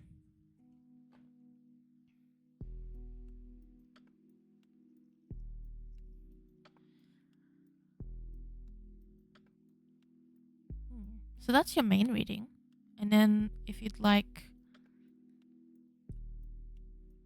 if you want, I can pull two more cards for like the same reading, or I can do a different inquiry if you have one.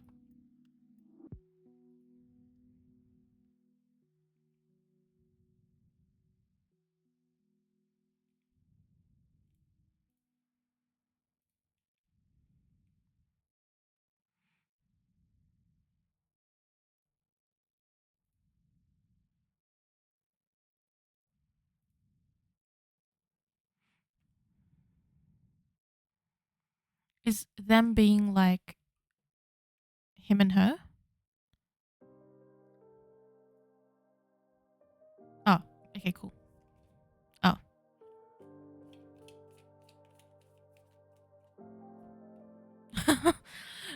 Heed the messengers, literally. That's like listen to the cards you've already gotten type of card.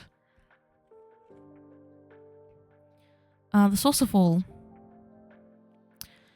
The source of all is interesting. Let me quickly get the guidebook for that one because I want to see what that has to say. Your ideas that you have already are really good. I think he's supporting your ideas. So you don't have to worry about like additional things. The source of all, your mind is the source of all thoughts, magic, inspiration, and creativity. Take a moment to dwell within the divine realms of your imagination. Visualize and create endless possibilities and opportunities. Now is the time to nurture the visions within and make them manifest. Oh, that's literally the same thing as we've been talking about.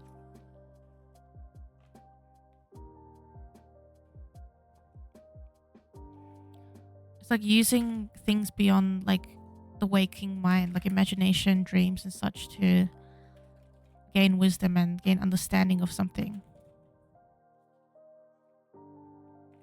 Yeah, it is exciting. I think it'll be cool.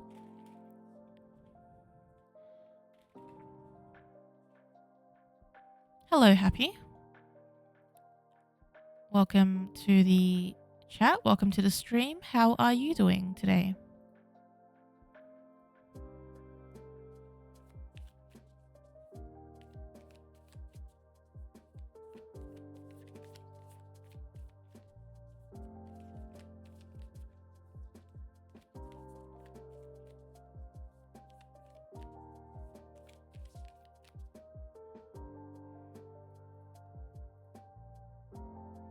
It's like me asking my mom if I can go. Yeah, I feel like that's the vibe as well. I 100% get what you mean. And you're welcome.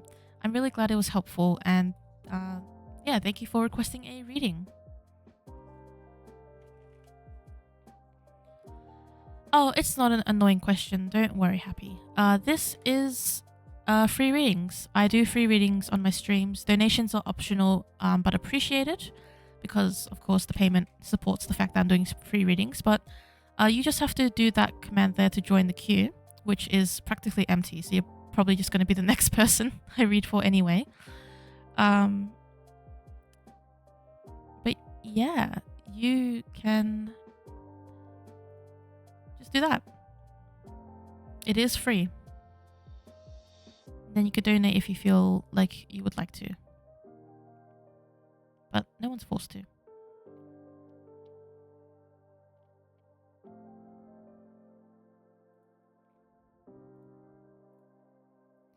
Cool. You've joined the queue. And you're next.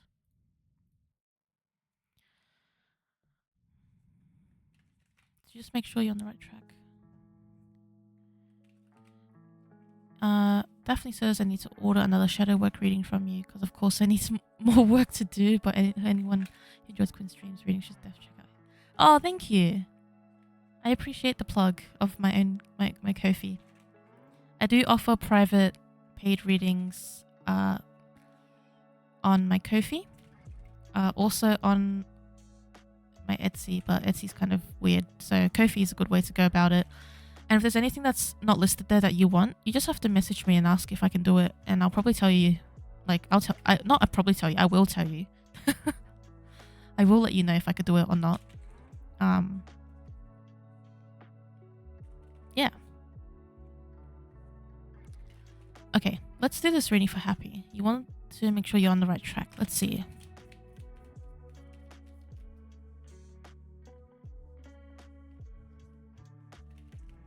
First card is with love and kindness. That gives me a pretty good indication that you are on the right track.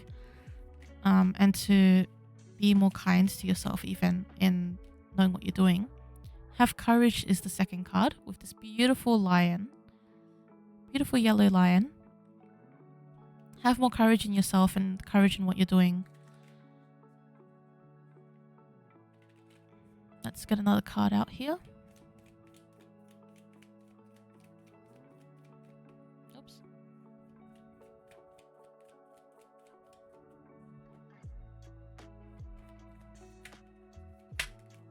Okay, I wanted one, but you get two more. Know your fears. So this one's a really good one because it's sort of like when you're asking and making sure you're on the right track. It means there might be some sort of fear running through your mind in regards to your journey. And one of the best things to do when you have this fear is actually to face it head on and to come to understand it more. Where does it come from? Why does it exist? What are you going to do about it? And what's going to happen if you don't do anything about it? Knowing your fear is not just being able to name it or identify it. Knowing it is to intimately know it, to see how it affects you, where it comes from, and what you're going to do about it, as I said. And the last one as well, seek your answers within. If there is ever another time where you are wondering if you are on the right track, you have the ability to seek that wisdom from within yourself. I did explain this a little bit before, but I'll re-explain it again. It's as simple as sitting with yourself, taking in a deep breath, and also, if you'd like, holding a hand to your chest. Looking within yourself and asking yourself the question. You will be surprised how much you actually know, because you know yourself best.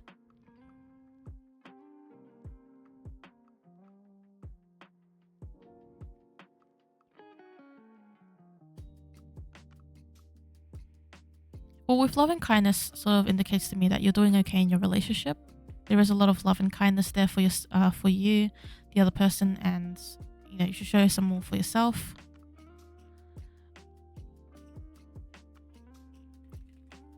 I think in terms of the 2 jobs thing, that can be difficult to make a call on. I do advise what the cards say, which is to understand your fears a bit more, have courage in confronting them and also confronting your situation, and sitting with yourself and really listening to what you have to say about your own situation. It's sort of like, do you think it's like, if you are worrying about if it's a good decision, is it a worry because you're afraid of trying something different or having to do something that may take a lot of effort? But if you're doing it for a reason, then you're doing it for a reason. Or is it because there are genuine consequences or circumstances that are like threatening to you that you feel like will actually be very not good for what you're trying to do and how you're trying to live your life?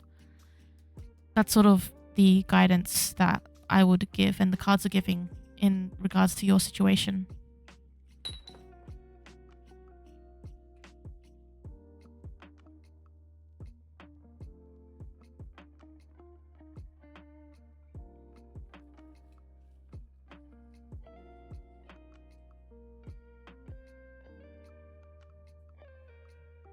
Hopefully that provides you a bit of insight into your inquiry.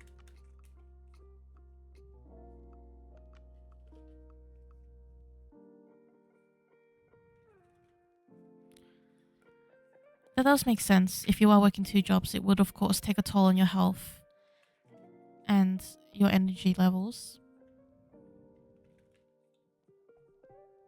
I'm glad you resonated, and you're welcome.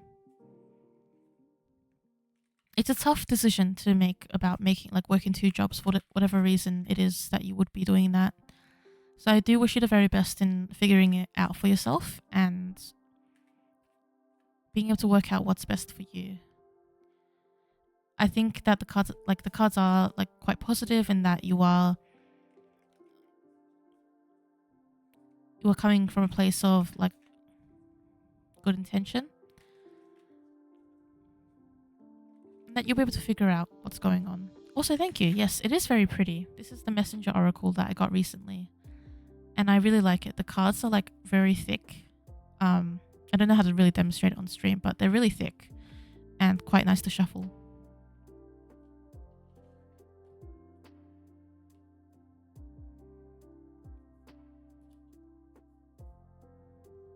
I keep putting them the wrong way around.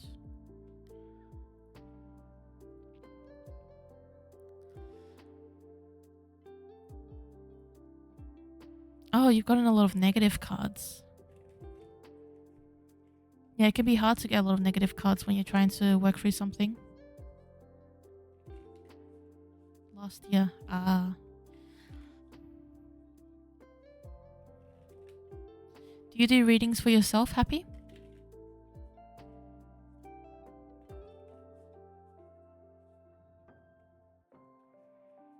Also, please feel free to drop me a follow if you would like to tune in for more streams in the future.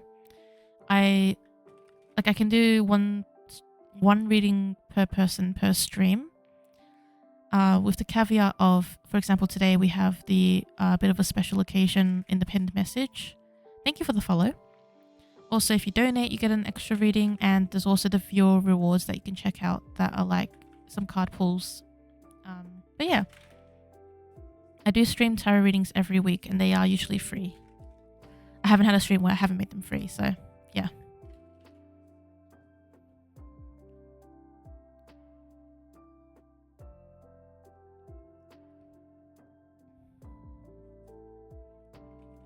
Had the word donation.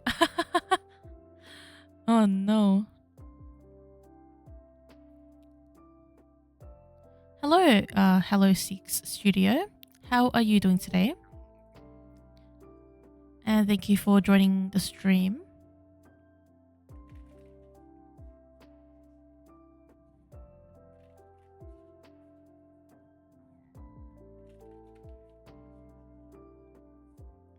Oh, you have a person who's given you a reading in the past, but they're busy. Yeah, that makes sense.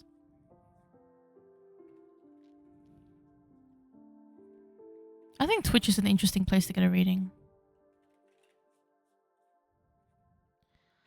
You're doing okay? Oh, that's good. I'm glad you're doing okay. Warm-up art. That's awesome. Artists are very cool. Do you do like digital like illustration or some different one?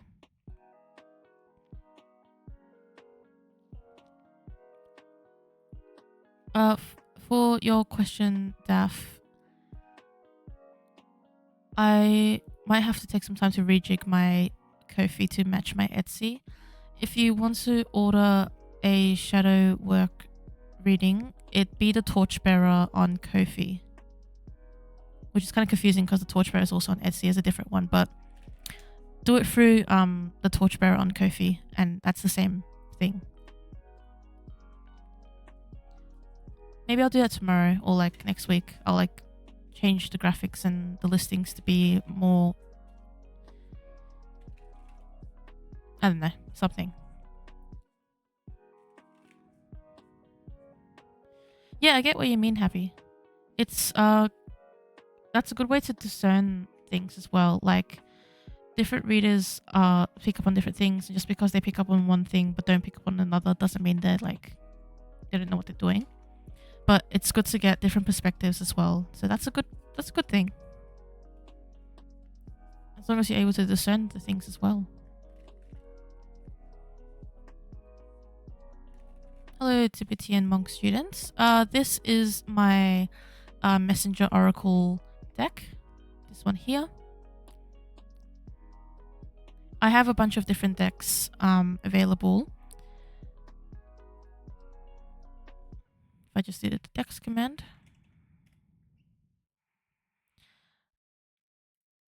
This one is the second edition of a deck that this person has released before. So there's Messenger Oracle is a deck that exists in the first edition, which is like more square and a different art style. Oh, I don't know if it's a different art style. It's like different framing, but this one's like the updated version. I'm not sure when it came out though. Let me check. This is from 2021. The first edition was published in 2012. The Thoth deck. I don't have the Thoth deck.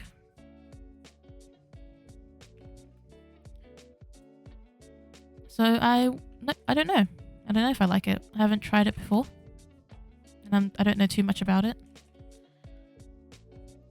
I do have Egyptian decks, though they're not. That's not the same deck that you're talking about.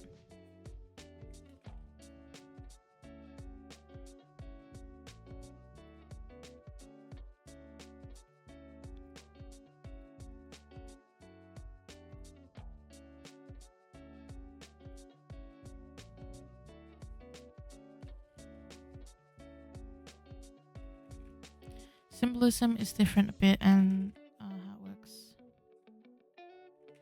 Ah, interesting. I have heard mixed opinions about it. So it's good to get another perspective as well. I'll have to have a look, better look into it sometime.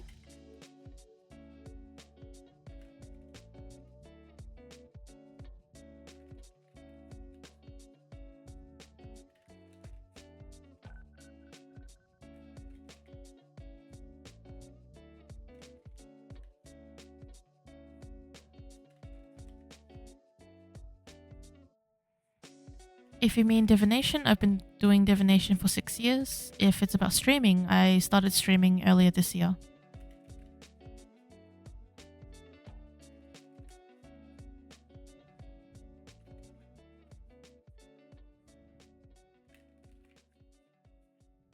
Yeah, divination 6 years.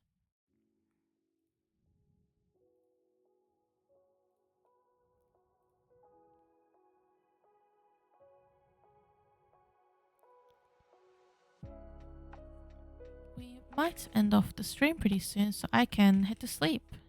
Because it is almost 1 a.m. over here. Well, head to sleep I say, as I plan to make a Tumblr post and maybe start on revamping my Ko-fi.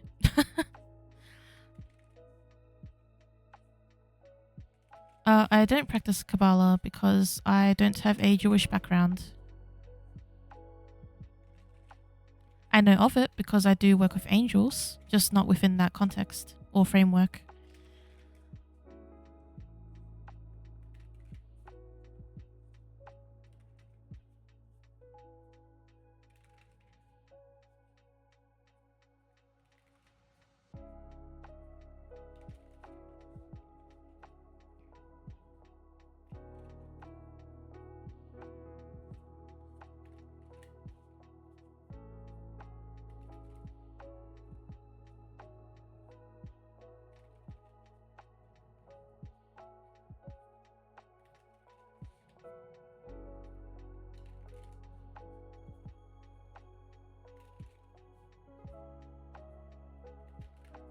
Hello, Lorcana.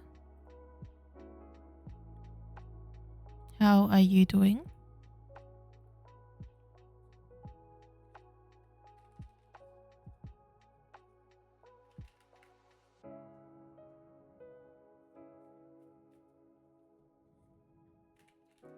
I'm good too. I am ending off the stream pretty soon.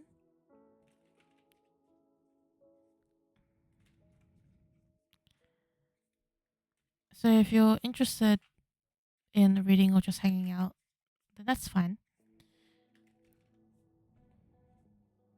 If you'd like a reading, I could do you as the last reading for the night before we end off Lorcana.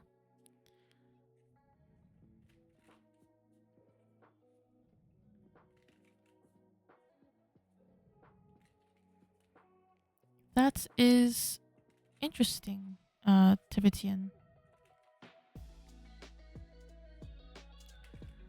Alright, what would you like for your reading, Lorcana? What sort of request or deck you'd like me to use?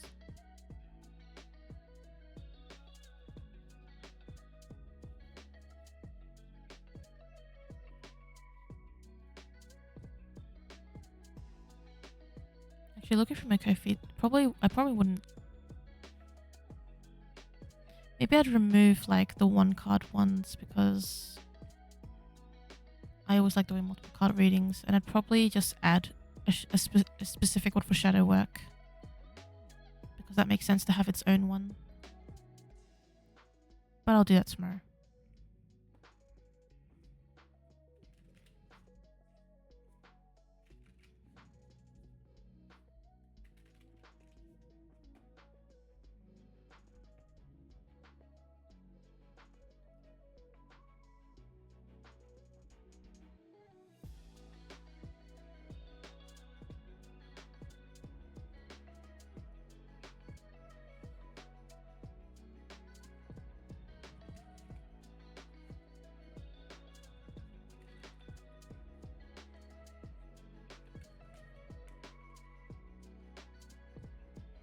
I'll use the Dungeons and Dragons tarot deck.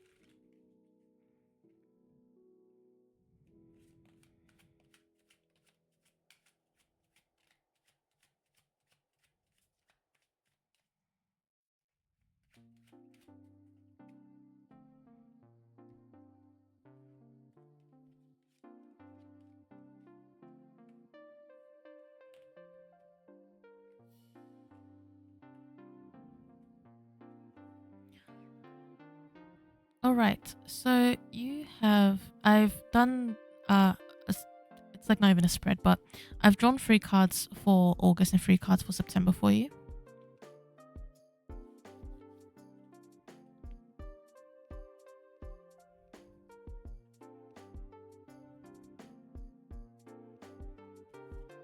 For August, Page of Wisdom,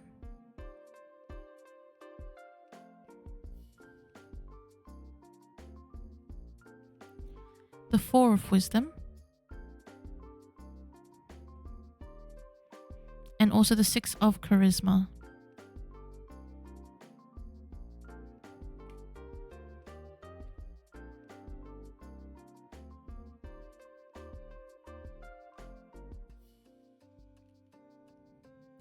So I am seeing for August, there will be a few opportunities coming in for you. The Page of Wisdom speaks to, it's Wisdom once. Wisdom is Cups. Page of Cups. Maybe something coming through for you in regards to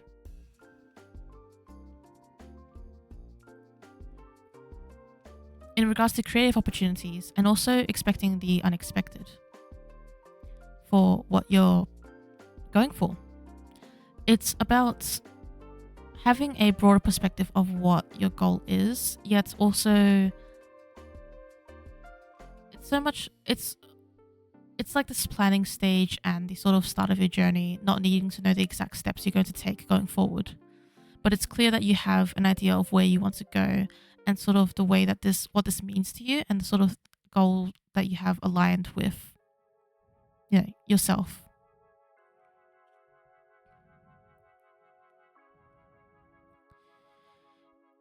We have the Four of Wisdom here, and the Four of Wisdom is, as mentioned, cups, so 4 of Cups.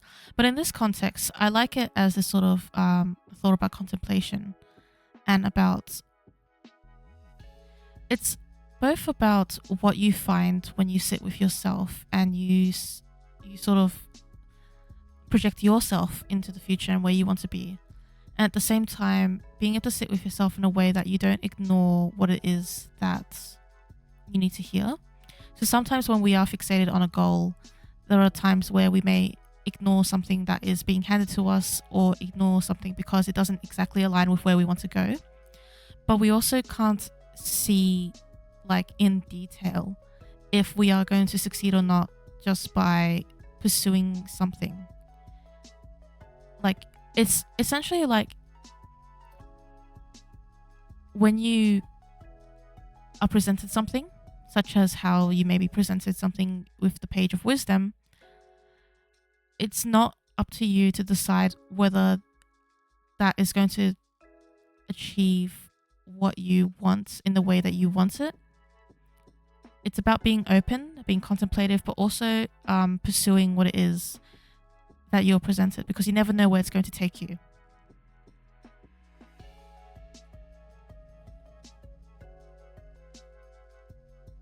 And it's sort of like, if you hold yourself to a certain standard in a certain thought of the pathway,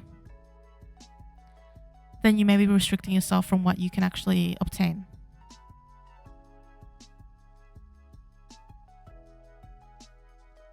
Here we have the 6 of Charisma. And just because you asked about the other one, let me double check the suit for Charisma.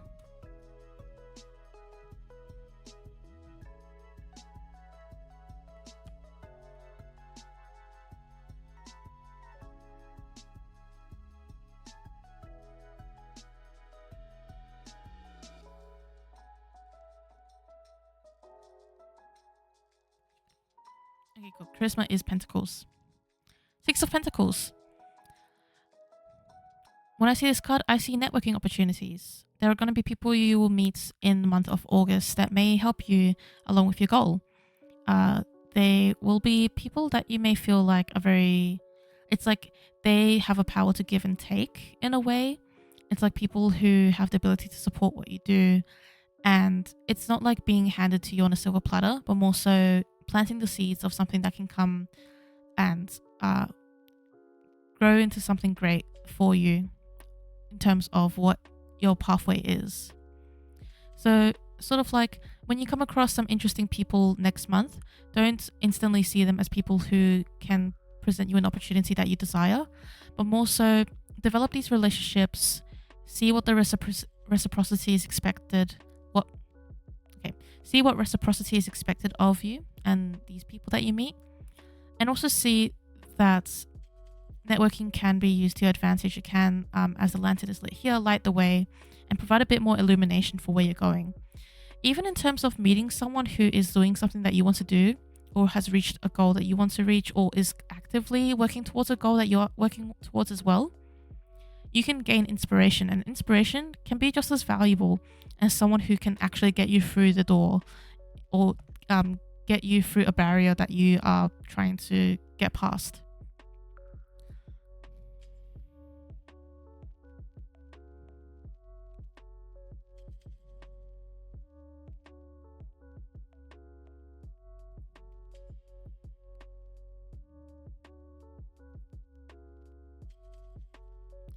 All right, let's get the next 3 cards out for you.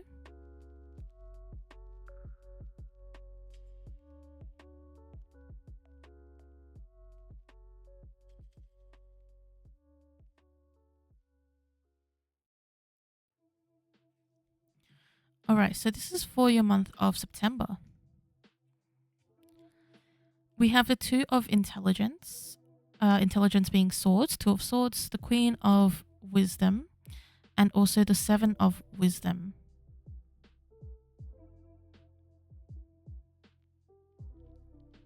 So that would make it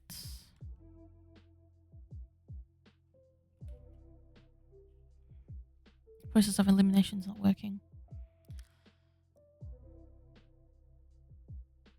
Intelligence is swords, strength is wands, charisma is pentacles. Oh yeah, wisdom was cups. I already said that. Silly me.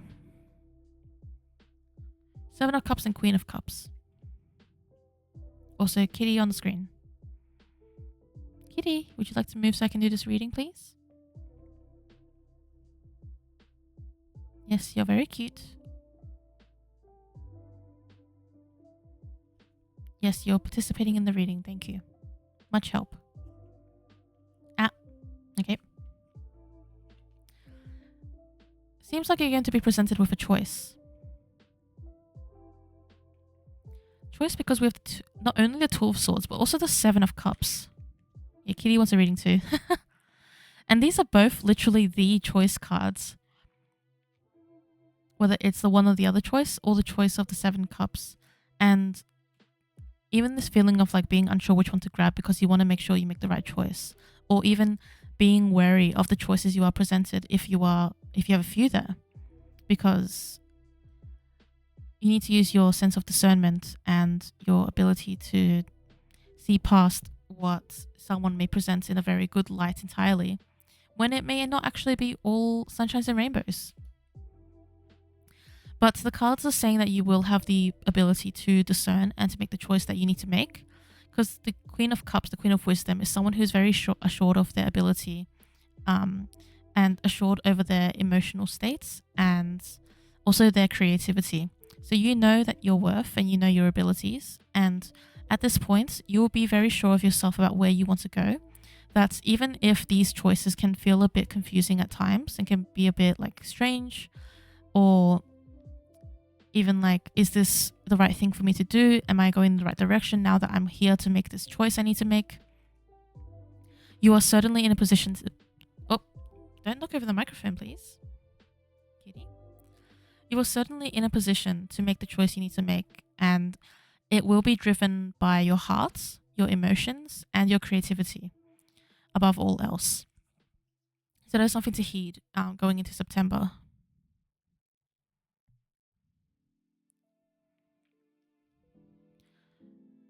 No, I do not.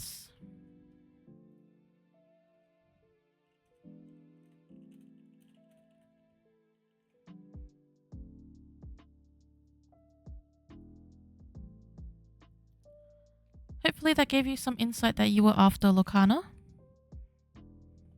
Looks like you got some good stuff coming up. lot of good opportunities for whatever you're pursuing. Thank you for requesting the reading.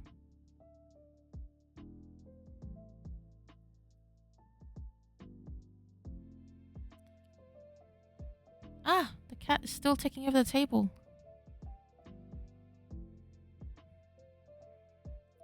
Alright, well, that was our last reading for the night, and let's look for someone to raid. Thank you so much to everyone who came along to watch me do readings or request a reading. Very fun, always. I do stream every week, so come along next week as well if you'd like to get a reading. And please feel free to check out my Discord server in the About section. It's different from the one that I've linked in the pinned message, but feel free to join that one too if you are over 18. And I will see you next time. Alright. Kitty, I can't see who to raid if you're covering the screen. Okay, we'll go raid Wick.